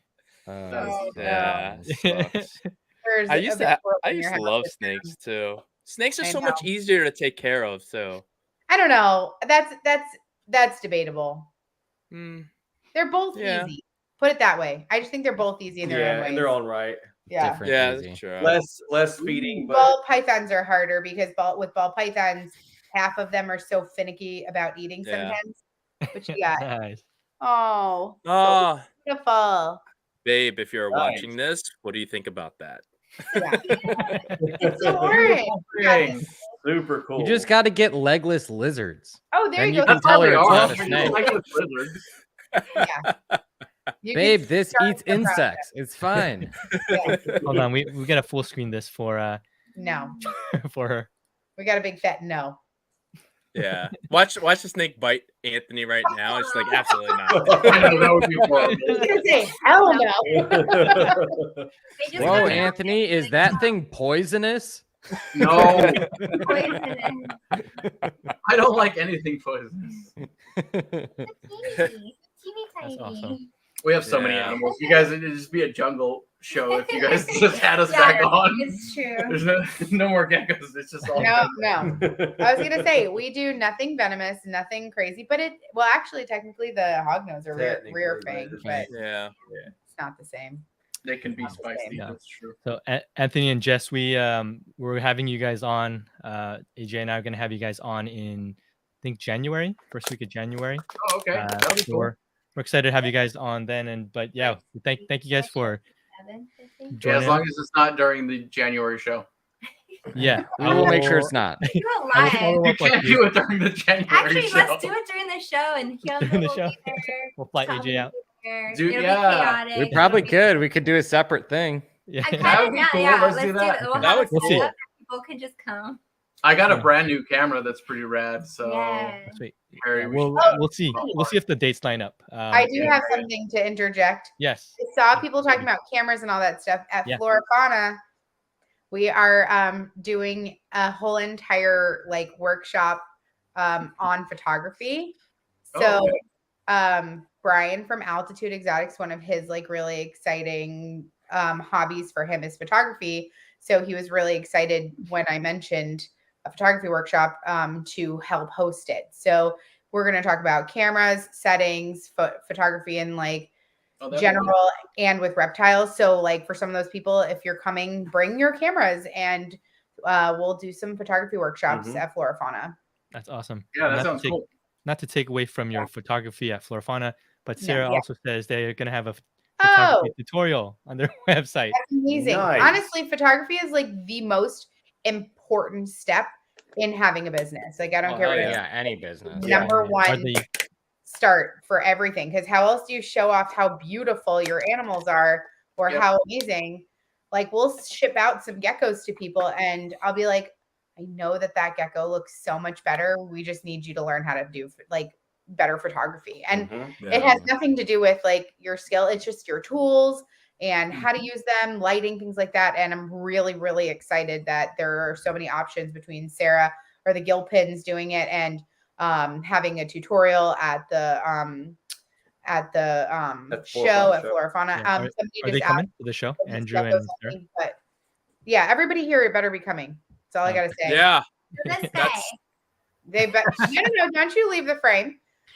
Wait, I thought you loved getting on planes and flying a long time, right? Yeah. Well, I have a rate, okay? Listen, you gotta just do it.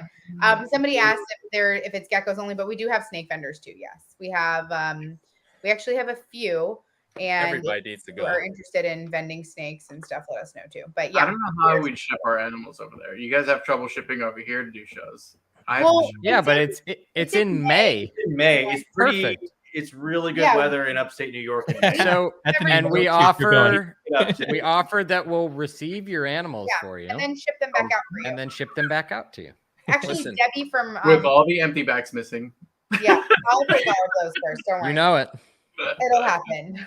Oh, we Um, have to sort But through Debbie from Reptiles to You is actually coming, so she's Oh, gonna cool. do all the shipping Yes. directly out. So we have Debbie is everything that you need. Yep. This is a different show than anything you ever been to, though. This is next. Oh level. yeah, So it's exciting. it's like the unshow. It's fantastic. I'm gonna tell you, this is the show that brought me out of my little shell and made me Yeah. start. Hey, we're getting being more- Butler out too. Yeah, so it's. I'm gonna I tell you, this actually is also the show. we also have 3 people from Korea coming over too. They're coming. Oh. Yeah, we have You're vending there too. they're coming to shop. Yes. So Okay. yeah, which So is they're also coming to exciting. buy all your animals. They're coming to buy all the animals. Yeah. But lots of with social media, we have a lot of influencers coming too. So people get to meet some of their fun influencers. Mhm. Tiki's is coming, they're vending. We just have like a lot of if you haven't seen our oh, I just found a dice of death. That's so random. He's been looking for him Your for 6 attention months. span. It was in this looking for bag. Dice of death. Bring it back. Wait, Harry, can you go on? Are you like able to pull up and like show our vendor list? Like we also have, we have like Keep talking. LAC, we have Geckonidays, we have Reptiles. The list is like so massive of the like big vendors that we Altitude, have coming. Yeah, we have some amazing plant vendors, like the best of the. Oh, Sarah volunteered to do a disc golf clinic at Flora Fauna. We definitely need to do Down. that. Let's Threads do of this. sex. Good place to do that. We I have. want to go hike. I want to do the hiking. Oh yeah, we have a Herping, guided hiking. nature trail with a bird caller and Emily Burke and Brian Susan hosting the like herping part of it. So yeah, and there's yoga on the veranda. We have a massage therapist. We have like all the things. And a massage. Yeah. I think Anthony stole that massage. Yeah. there you go. It's pretty amazing. Anthony, you you can do guys yoga have too. Yeah. Okay. Harry just put the thing in the Let me What see you if I say can here? share my screen for Here a are you second. doing here. here are you doing downward Warrior dog for everybody? pose. Yeah, there you go. Warrior one, you know, all the things. But anyways, we're super, super, super excited. And out of all of the VIP tickets, there's only like 28 tickets left. I got my ticket already. I think I got it as fast We as were I like one of could. the first Yeah. ones. We haven't Hell yeah. updated it entirely, but there are a lot of. Or you're gonna see all the big names. You got Fireside, Dirt Daddy. Listen, Emily Burke. I'll let you know something. Tell us. That weekend is my son's birthday. And he's skipping it.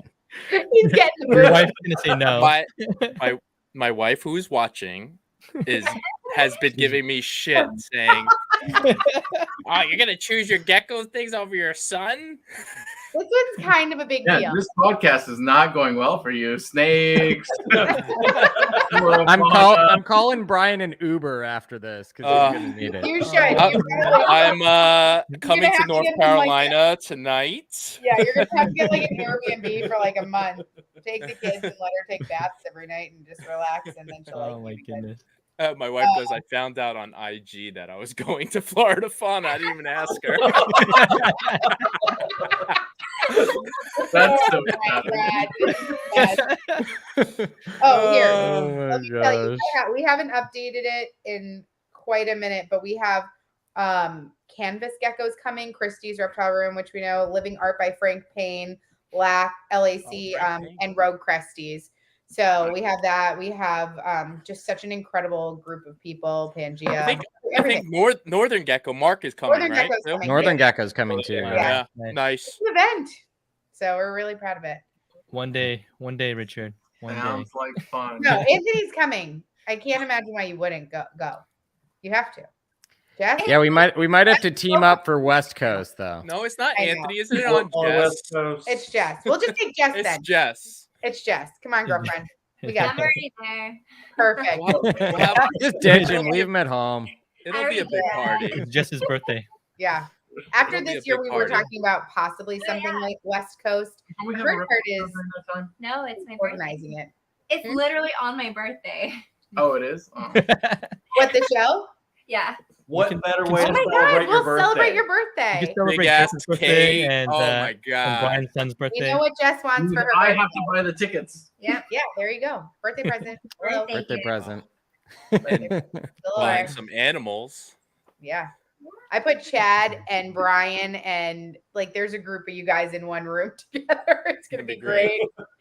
Yeah, it's It's gonna be great. gonna be a party. By the way, I like to sleep naked. Oh, Chad, where's Chad? We missed Chad. Harry, we'll stick you in there too. It'll be I can fit. I'll hang out with Brett. yeah, there you go. St. Gargoyle Exotics, it's their 20th anniversary. So Oh yeah. they're still going. Happy It's a anniversary. big celebration for everyone Almost that weekend. done. Yes. going. 20th. Yeah. Sweet. I've got the top bunk. bunk. No, they're all laid out together. No bunks. Yeah, no. Oh, Scott also wants in on that room too. Scott, get up there. Naked Brian. Give me Scott and Chad. Scott Take sleeps them. naked too. So That's perfect. I'm a big guy. I'm 6'3". I could take both. Yeah, there you go. You got a long arm for everybody. Yeah, let's Oh, my go. goodness. This is I love great. everybody. Now we're turning our show into something very naughty. It's gone off the rails. It's on the crazy train. God, Oh no. Just a fraction. Just a fraction. was that's gonna a happen. rainbow sandwich. I don't know what that's code for, but that shit sounds good. I love Scott. Scott's the man. One of the great humans ever. Oh my god. On that note, on that note, let's rein it in. Let's rein it in. No, that's Yeah. no. All right. So fun. So But fun. We gotta yeah, do this again. Anthony and Jess, we'll have you guys back on in January. We're excited to have you on in pretty soon Absolutely. after the holidays. It'll be good to hang out with and talk with you guys. And so appreciate you guys joining us. Yeah, Brett we and love you guys. I'll We'll see chat with you you guys. in 12 hours. Yep. I'll T minus 12 hours. Brent We're and Gabby making will join you it, guys. Yeah, we we'll got a join you whole guys meal tomorrow for for you. your auction. And Yeah. One day you guys have an auction. I want to fly down to North Well, Carolina. come Do it. tonight. You're It's a already party get day. in the car. Yeah, just go ahead and do it now. I ain't flying all over the place, bro. You're crazy. Let's go for fruitcake. No. Yeah, we should come for fruitcake. Oh my God, big party. You go. Big party. Come for a piece of $5 I'm staying fruit cake. home, guys. You can have my portion. Oh, my goodness. Well, thank you guys. We'll let you guys go, and we'll be on for a few more. But Thanks for being yeah, our thank you. first mystery guest. Oh, I love Yeah, it. you guys- That's great. Awesome. It was You good. guys killed it. Happy to be back on next time. See you guys. Yeah, awesome. Anytime. Bye, y'all. Have a Bye, good night. guys. Thanks for having Bye. us. Bye. Bye. Well, that was awesome. fun. That was fun. real cool. I like Okay, that. Kayla, what I you showed Yeah. up. You showed up to a good one. So. At a perfect time too.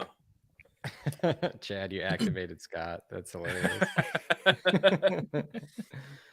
Oh, that's so funny. All right, so do we want to keep rolling on some Instagram questions? Yeah, Let's let's go for a little bit more. Let's keep rolling. Yeah, we got a if little you more guys have any time. questions. Yeah, if you guys have any Got a lot- questions I for the got live, I got feel free all to ask. night. You guys chat for a little bit. Let me scroll Yeah, back up to see if we missed Brian's got all night for sure. Yeah. All right. Let me might as well show an animal off while I'm here, right? Yeah. Yeah. Here we go. Can you see this? Oh, nice. Let me solo you so we can see it. Portholes. Oh, that's your one. Yeah. This guy's cool, right? So cool. That's awesome. Here, let me see if I can pull Wait, this up. actually, I think the dark actually fired up more. Let me see. So that way, This one's your dark, right? yeah, that's him. And I have This and was that's your the red. right there. Yeah. And then Yeah. can you see that? Okay, let me pull up your live one. Hold on. Give me a second. And then let me solo you. Oh shit. Yeah, he's super dark, man. Waiting So for kids, cool. Brian. Waiting for kids for that one. All right, there you go. That's a better shot. Me too. Like if I I'm put in him on line. my shirt, look AJ on my and I are in shirt, line. Yeah, I can't even see it. right? Yeah. You can only see the head. No Awesome. photoshopping here, buddy. No Photoshop. No Let's see. photoshopping. Does it match? Does it match? I don't know, man. I think okay, I see. cancel. I think the color's a little cool. You're photoshopping. Canceled. Canceled. You're canceled. she didn't fire up fully, but this is the Pangea girl. I saw that one. Nice. I almost bought it for a fauna. That one is dark. I man. know. You know what? They put it on the side and they said AJ. Oh wait, you want to? All right, here. Yeah, They yeah. said Hold on. I'd buy Hold it up. and I didn't. And they said AJ is thinking about it. I said if he doesn't take it, I'll take it. And they said he's not taking it. I said, all right, I'll buy it. Nice. Yeah, man. Sorry, lost you for a second. Bar fun is great. I can't wait. Yeah. All right. Okay, let me ask a few more Right. questions for here. Yeah. For you guys. Do you ever worry about the geckos you sold? How do you know they're in good hands? That's That's a good question. if you care about your animals, you want to make sure you send them to someone that's going to take care of them. So, for example, anytime someone sends me an animal, they'll message me and ask, did it arrive safely? They want to make sure that it's arrived to you, make sure that you're taking care of it. But any worries from you guys? I mean, I just try to make sure that I kind of get a feel for a person when I'm selling them an animal, and if they don't seem knowledgeable, I won't sell them the animal until I know that it's going to a place that has a cage that's ready for it, that they have food for it, that they're not going to put a heat lamp on it. But at the stage of business that probably us three are in, we're not selling a lot of people aren't getting expensive geckos shipped to them that have never taken care of one. So Yes. this would probably apply more to like local sales or show sales where you have to kind of feel those things out a little better. But yeah. Yeah, that's good. Yeah. This one's for you, Brian, since you're AJ has portholes too. No, but Brian has what are the Phantom genes? white- Is it a phantom white wall?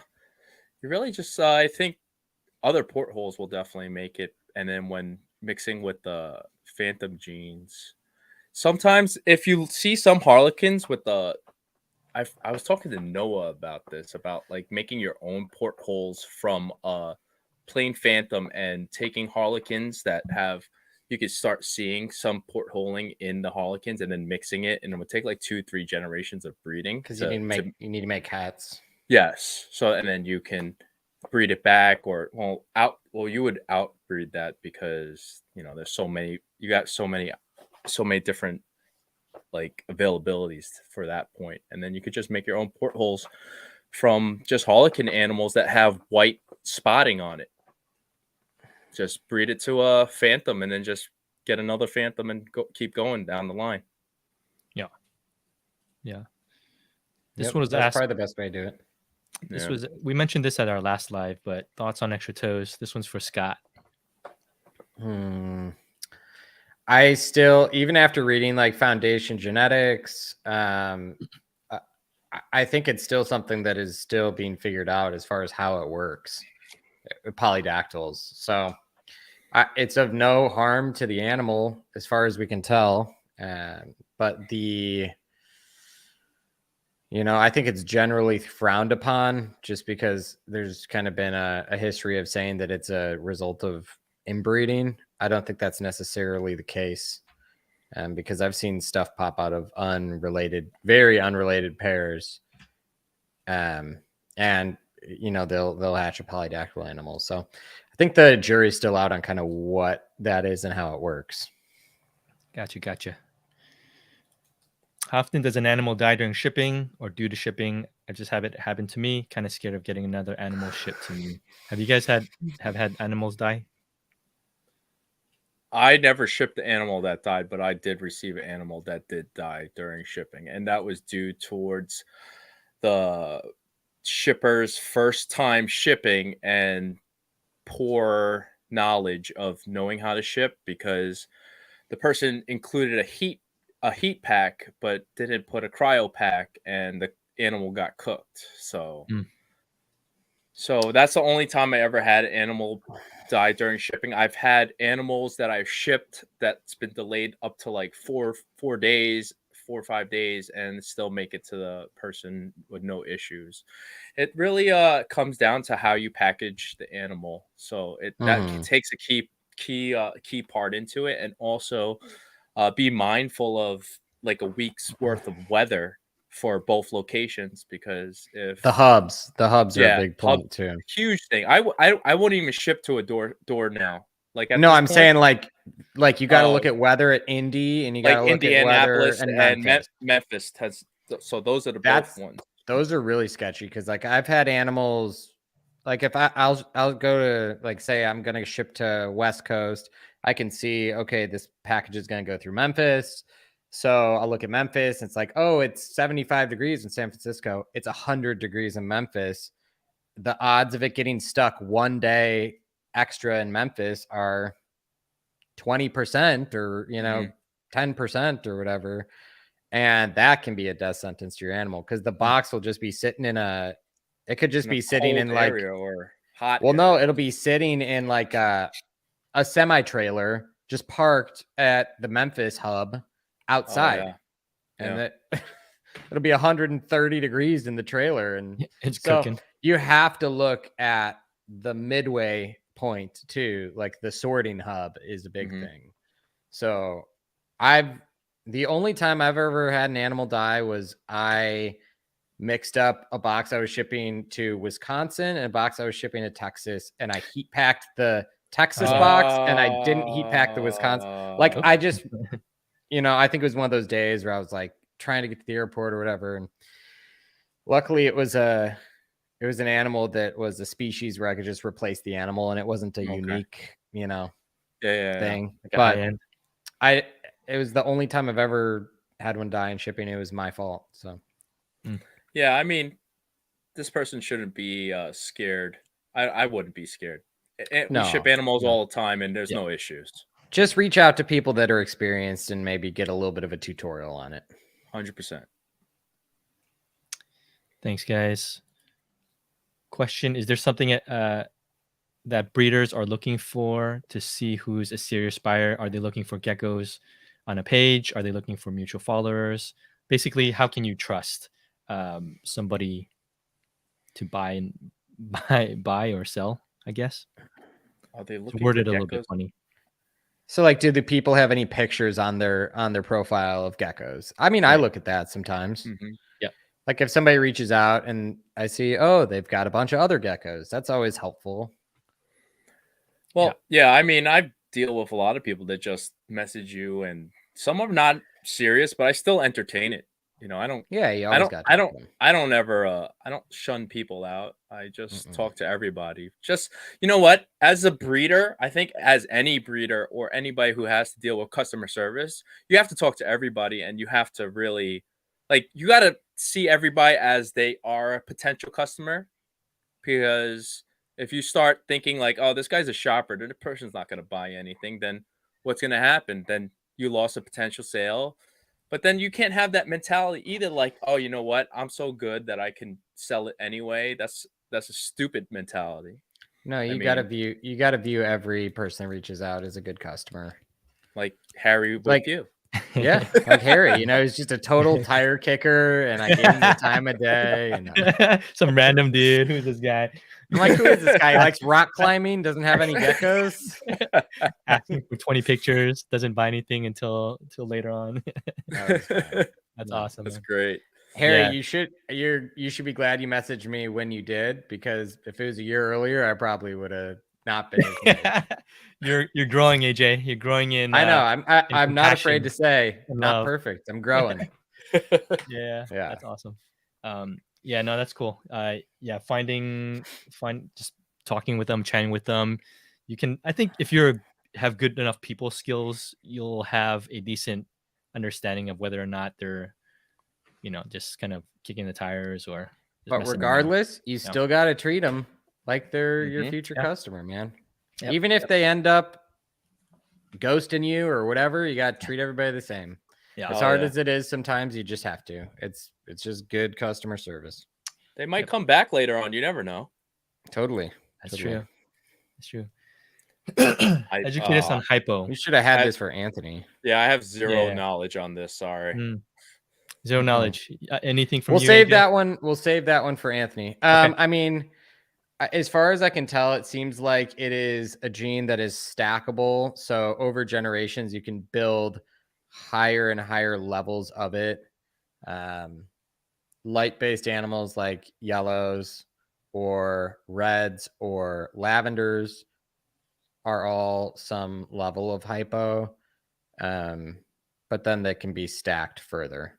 So They say that I remember Anthony saying that like a perfect example of a hypo is the cream on cream geckos.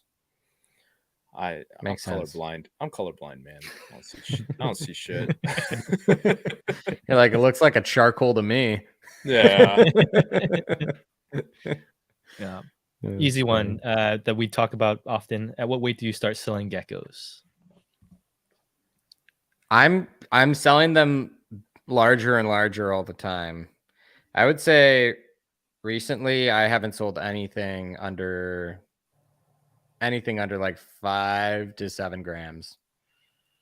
Has been my kind of go-to recently. I used to sell them smaller, but not anymore. Is it because you want to be able to have a better idea of the sex and just how they develop? Yeah, just being more accurate, like being pretty accurate on sex. I would say within, I want to be 80, 90% accurate on the sex of the animal, and then being able to see kind of what the animal's going to start to turn into. Getting an idea of its potential is important. Yeah, those things mainly. Not really from a health perspective. I think once they're over, 4.5 grams, and they start eating crickets or roaches, they're pretty bulletproof at that point. But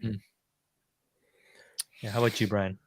For me, I like to hold till at least like 10 grams, but it's like a toss up, because by the time then you'll start seeing like more animals will definitely develop pores, and you'll probably be stuck with a lot of that, right? So selling stuff at unsexed is probably, I'm like torn, man. Like if I sell something at a younger, smaller size, like more people are willing to take that risk. Like, all right, it's unsexed, I'll buy it.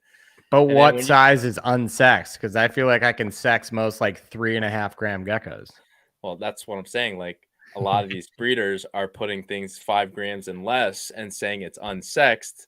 Meanwhile, And it's a freaking male when you get it. No, it is. But that's I guess, something like, that we'll just shame that right now. If you're selling a 7 or 10 gram gecko is unsexed, that's a lot of people. If you buy that thing, 9 out of 10 times it's a male. It's a male. Yeah. Yeah.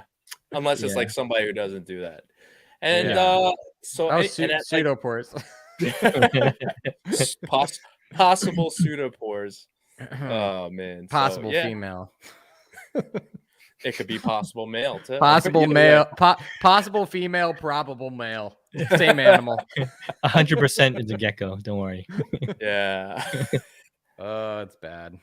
Yeah. People should not do that. How often should you supplement calcium in their diets, especially gravid females? You guys talked about this recently on the back end. I just feel like if you feed them right, you don't have to. I know people will like. There's a lot of people that will take a syringe of liquid calcium and stuff it in their gecko's mouth. I don't see any reason to do that. If your diet is right, you don't have to do that. And it's just unnecessary stress on the animal. Terrible. So, like, I never am taking a gecko and like, oh, let me look at its calcium sacs, because I'm watching the egg quality as the eggs are coming out. If I see a clutch come out that's like 10% undercalcified, like, oh, okay, I'm going to feed that thing a few more dusted insects, or maybe I'm going to make sure that this round of, the next few weeks I put more calcium in my like premixed food. And but I don't know. I just think that's so much stress on the animal to pin them down and shoot calcium down their throats. It makes no sense to me. So let me ask you a question. When you mix calcium into your diet, do you use the powdered form with the D3, or do you use like you like to use the liquid forms? I would use so I've done a couple different things. I've taken the liquid and just put it, so say like a gecko's dish, I'll pour it a bowl of food, and I'll actually just drop her a little bit on top of the food. That seems to do pretty well. Or I'll do powder, no D3 mixed in, because there's already D3 in the diet, so I don't want to like double up D3. Is that in all like Pangea would have? Most D3 commercial in it? diets have D3 in it. The only one that I think doesn't is BPZ, if you request it without D3. Okay, because I mix actually calcium with D3, so I guess I really should stop that. It's then. redundant. I'll just buy regular calcium without the D3. Yeah, when I'm doing dusted insects, I'm doing with D3. Yeah. But if I'm mixing it in my food, I do I have both, because I have some species that need non D3 calcium because they have UVB. So got it. Yeah. After hearing what Brian does, I started mixing a few things into my Pangea as I blend it. So I put a little bit of calcium in there, and a little bit of honey, a little bit of bee pollen. So, have you seen an increase in feeding response or anything with that? They like it more. I think I don't put too much honey or bee pollen, but I think that definitely helps with the sweetness a little bit. And so, yes, nice. It helps a little bit. Yeah. Nice. What are the least liked morphs? It depends. Is all I don't know. I feel like nowadays, like, nothing's off limits, because there's people that like patterned dowels. So I feel like that is probably the most like easy one to hate on. But there's a resurgence of people that are into it and are working on it. So yeah, nowadays I don't think anything's off limits, other than like buckskins. Petco's selling out of ugly geckos, like those cap wannabes. I think caps have lowered everyone's expectations a little bit. So I think that it really did. Yeah. People buying like wholesale geckos. Oh man, that's crazy. Yeah. There's some beautiful caps, but there's also some really ugly ones. Yeah. So if you guys are gonna get into caps, get the nice ones. Right? Yeah, get the nice ones. Go big, get the nice ones. Those are still valuable. People are asking about benefit of honey and bee pollen. I think it's just I know bee pollen carries like tons of micronutrients. It's like a superfood for micronutrients and vitamins and minerals. But also I think it helps with feeding response as well as honey. Yeah. You can mix it into your own cereal too, cereal or oatmeal, and it's good. Nice. Probably similar to like spirulina and stuff too. Yeah. Like kelp meal or spirulina. Yeah. All mixed. Have you used that into your mix with your gecko diet, like spirulina? Yeah, I have. The thing is, if you go like even slightly too, like you got to use such a small much. amount, or the whole thing is green. Like your whole blender is just bright Oh. green. I guess my wife's going to bed. Good night. All right, let's talk about snakes. All right, what am I buying? Snakes are coming All next right, week. how many snakes are we sending next week? Now she's like, I'm Oh, staying that's up. I'm awesome. drinking a Red Bull so I can make Oh. sure he's not. Yeah. So what do you guys think? Is there a least liked morph? I feel like now it's everything is important because now we're in the era Yeah. of combos.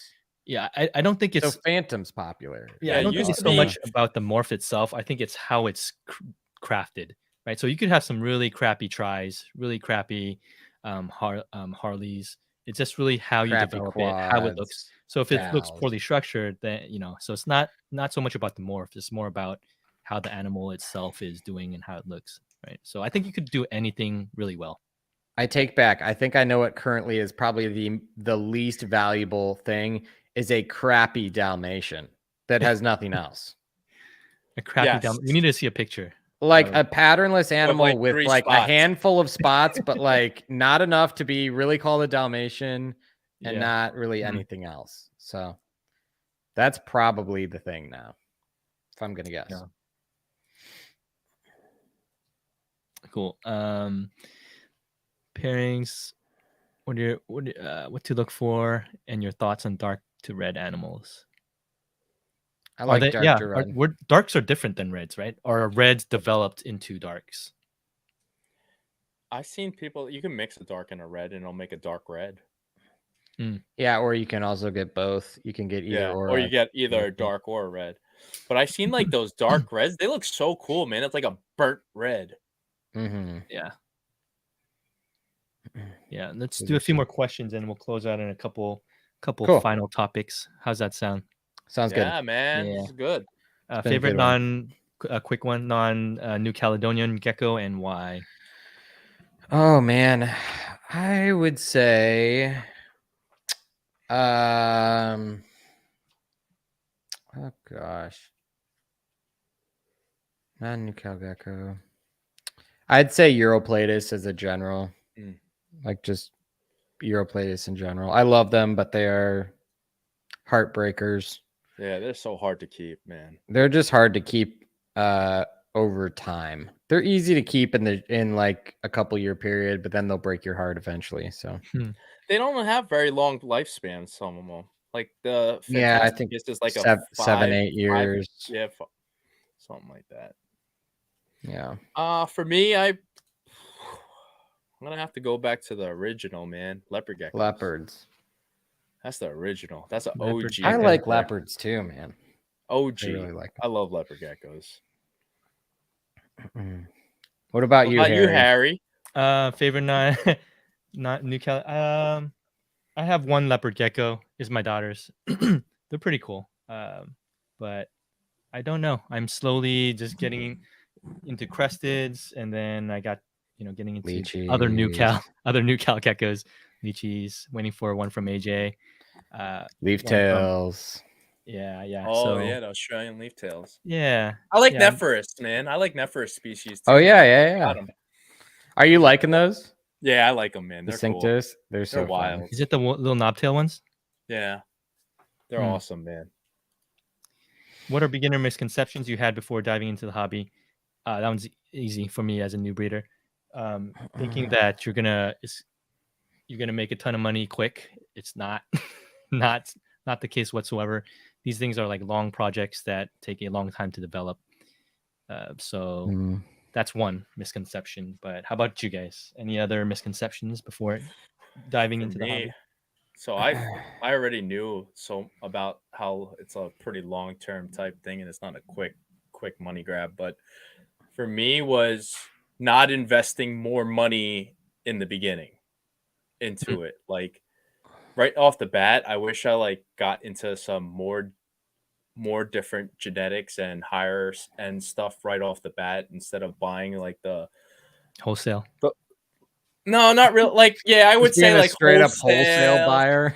Like, I didn't buy I wasn't buying like low quality, but I was buying like low to mid tier quality. And now I wish I just went straight because like it was so much wasted time for me to have these animals and not even breed them and just like that and then moving them sucks too. You know, it sucked. It sucked moving those animals. So Yeah. So that's probably my thing. Okay. This was a good question, actually. In your opinion, are there any morphs that hold their color better or worse into adulthood? Well, what David from Tiki was saying was he thinks that stuff that has tangerine in it holds longer. Which I don't have a lot of experience working with tangerine, but he says that those animals seem to hold their color, their orange coloration longer than typical orange color tricolor animals, for example. Yeah. So that's an interesting thing. I would say yellows are interesting because over time they'll lose their brightness of yellow and they'll turn almost like tan. Which is cool. It's like a different a different color they end up landing on, but it's a cool color. So at what age do you guys feel like some of these really bright animals begin to fade out? 5-year mark, 6-year mark? Probably like 5. Okay. Yeah, that's a good question. Too. Yeah. 5-ish, probably. Yeah. Oh gosh. Oh, where do we start? Can you talk more about this again? Yeah, can I talk more about Sarah's and maybe the TLDR of it? Yeah, I'll give the short version. They as far as I can tell, it's a pair compatibility thing. So it seems to be like they're similar to leeches in that you pair 2 animals together and you leave them. They don't seem to like being moved like male to female to female to female. They don't seem to appreciate that. Some you might get an occasional success story with that, but overall it seems like it's a male and a female, pair them up and you leave them.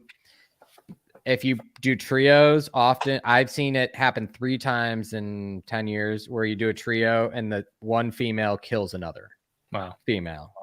So they don't seem to like to be trioed either. So that's another thing.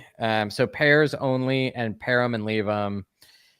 They seem to do better if they don't get too obese. If they get too obese, they just shut off laying. So you can't let them get too fat.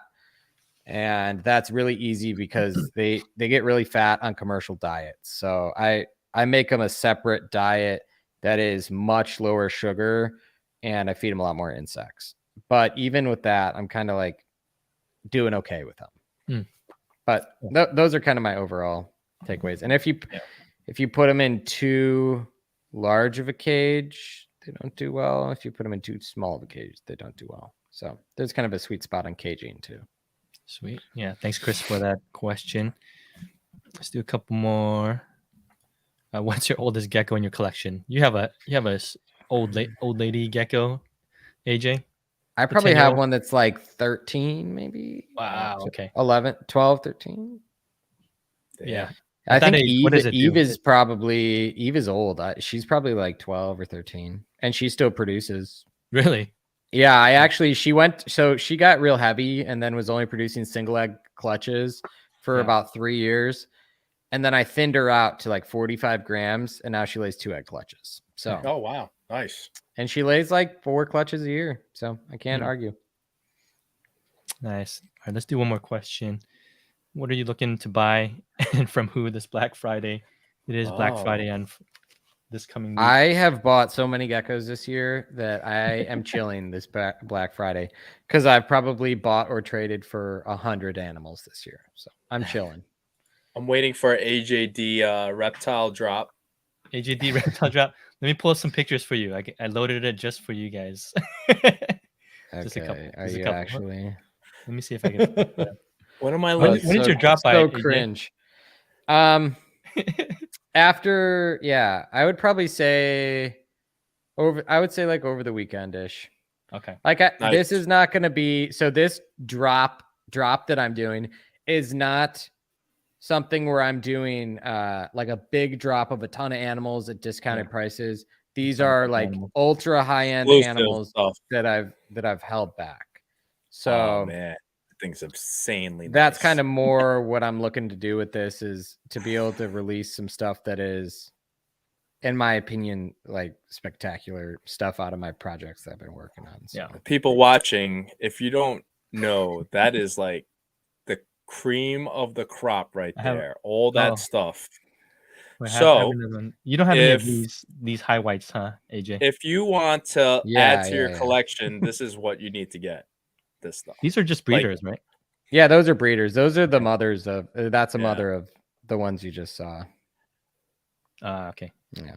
Nice, man. So, yeah, so kind of first year releasing some of those. So excited to do that. And then I would say my big, like, if you want to get deals, come to the auction tomorrow, because we're going to be doing big auction. Yeah. I'll be there. Lots of animals, good discounts there.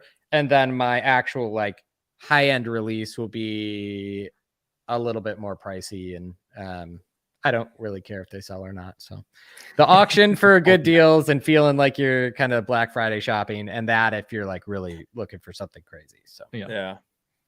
I'm excited for the auction. I mean, granted, I think I say every time you guys have an auction, I'm like, I'm not looking to buy anything. And then yet I still end up freaking buying shit. Like, it's like, come on. Like, the only thing for me to stop buying is me not going on it. So, yeah. Yeah, the auction is on YouTube. If you follow me at AJD Reptiles on Instagram, I'll link it. But our channel that Gabby and I do the auction. Yeah, our auction channel is Geckos with Morph Menagerie and AJD Reptiles. It's a long name. It's long. Yeah. And to close out on this topic, I thought it was pretty good when we were sort of talking about this, the uniqueness of the crested gecko community. You know, we were talking about the reptile community in general, the snake community.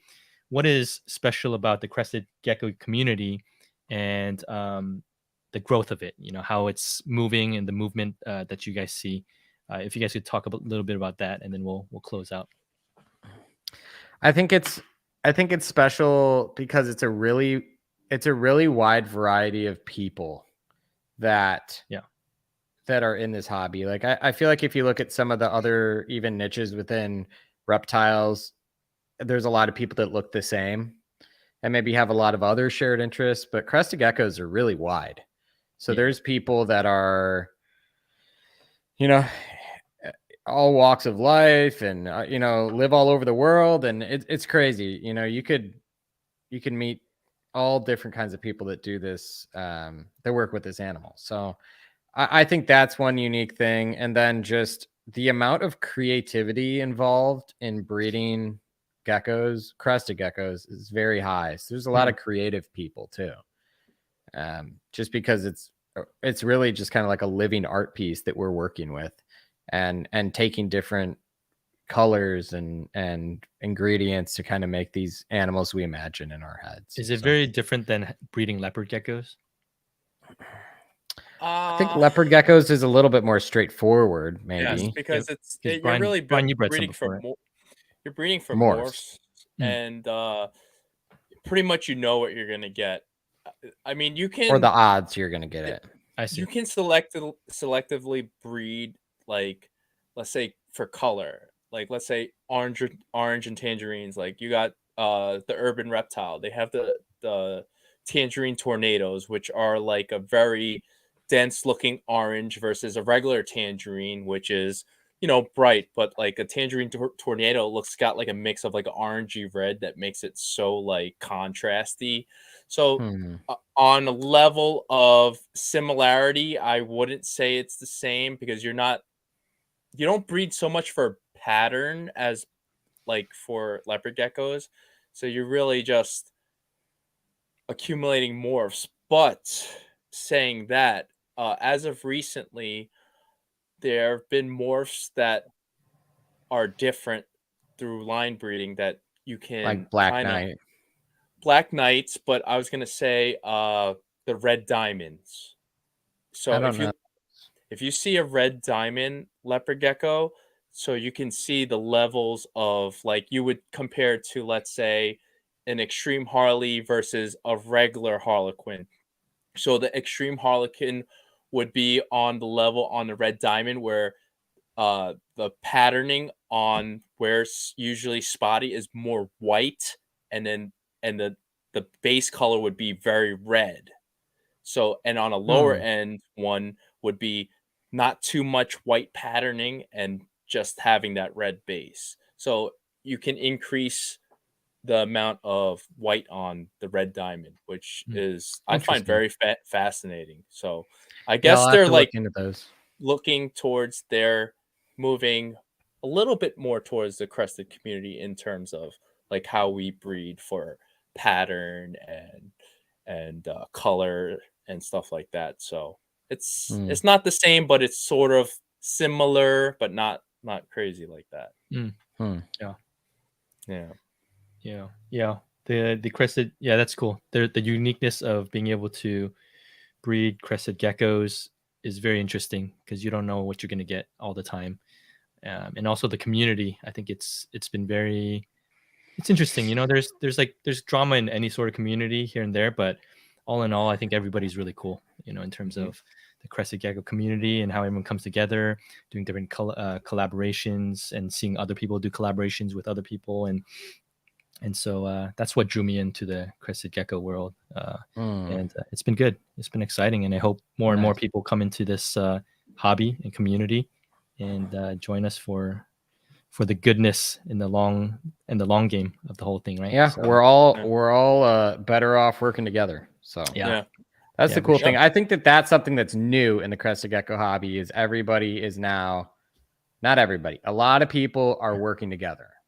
Yes. Yep. And historically it's been very siloed where it's like nobody other than selling each other geckos, maybe occasionally trading. There wasn't a lot of like working towards common goals where now it's like, hey, I have this project, you have that project. Let's like combine efforts and work towards, you know, getting the goal we both want. Yeah. So there's that's kind of new. People didn't really do that before. Well, that's something that's not done in any other reptile industry right now. Like, do you really see snake people doing that? Ball python people doing collaborations? Seems like they're much more guarded with everything. Leopard geckos, they don't do that really, and it's really just this community really that does it, and that's what I love about this community. Like, as I've grown in the last 2 years, like look at. Just for instance, look at our friendship that we developed in this past recent since the first podcast that I was on here. Yep. And from then we developed this like, you know, friendship and, you know, we talk all the time nonstop. And that's what's great about this hobby because like, can you like your non-reptile friends, you'll talk to them about like, this is what we deal with on almost 24-hour basis. If you talk to your friends and your family that don't know about this, they're gonna look at you like you're crazy.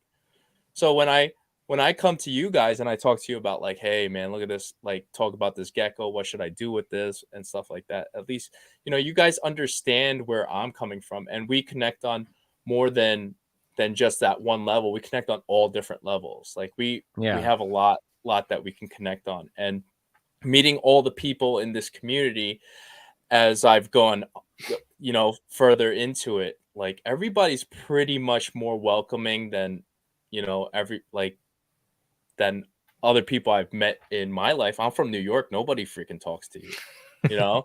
So the only talking they do is yell at you when you're driving bad. They curse at you. You know, you're like, what the fuck? Fuck you. But we never hear that from you when you're on the phone.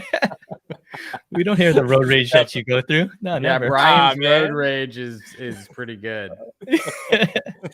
Oh man, that's awesome. Great. But yeah, it's very warming for me to be in this industry like this. It's awesome. Definitely awesome.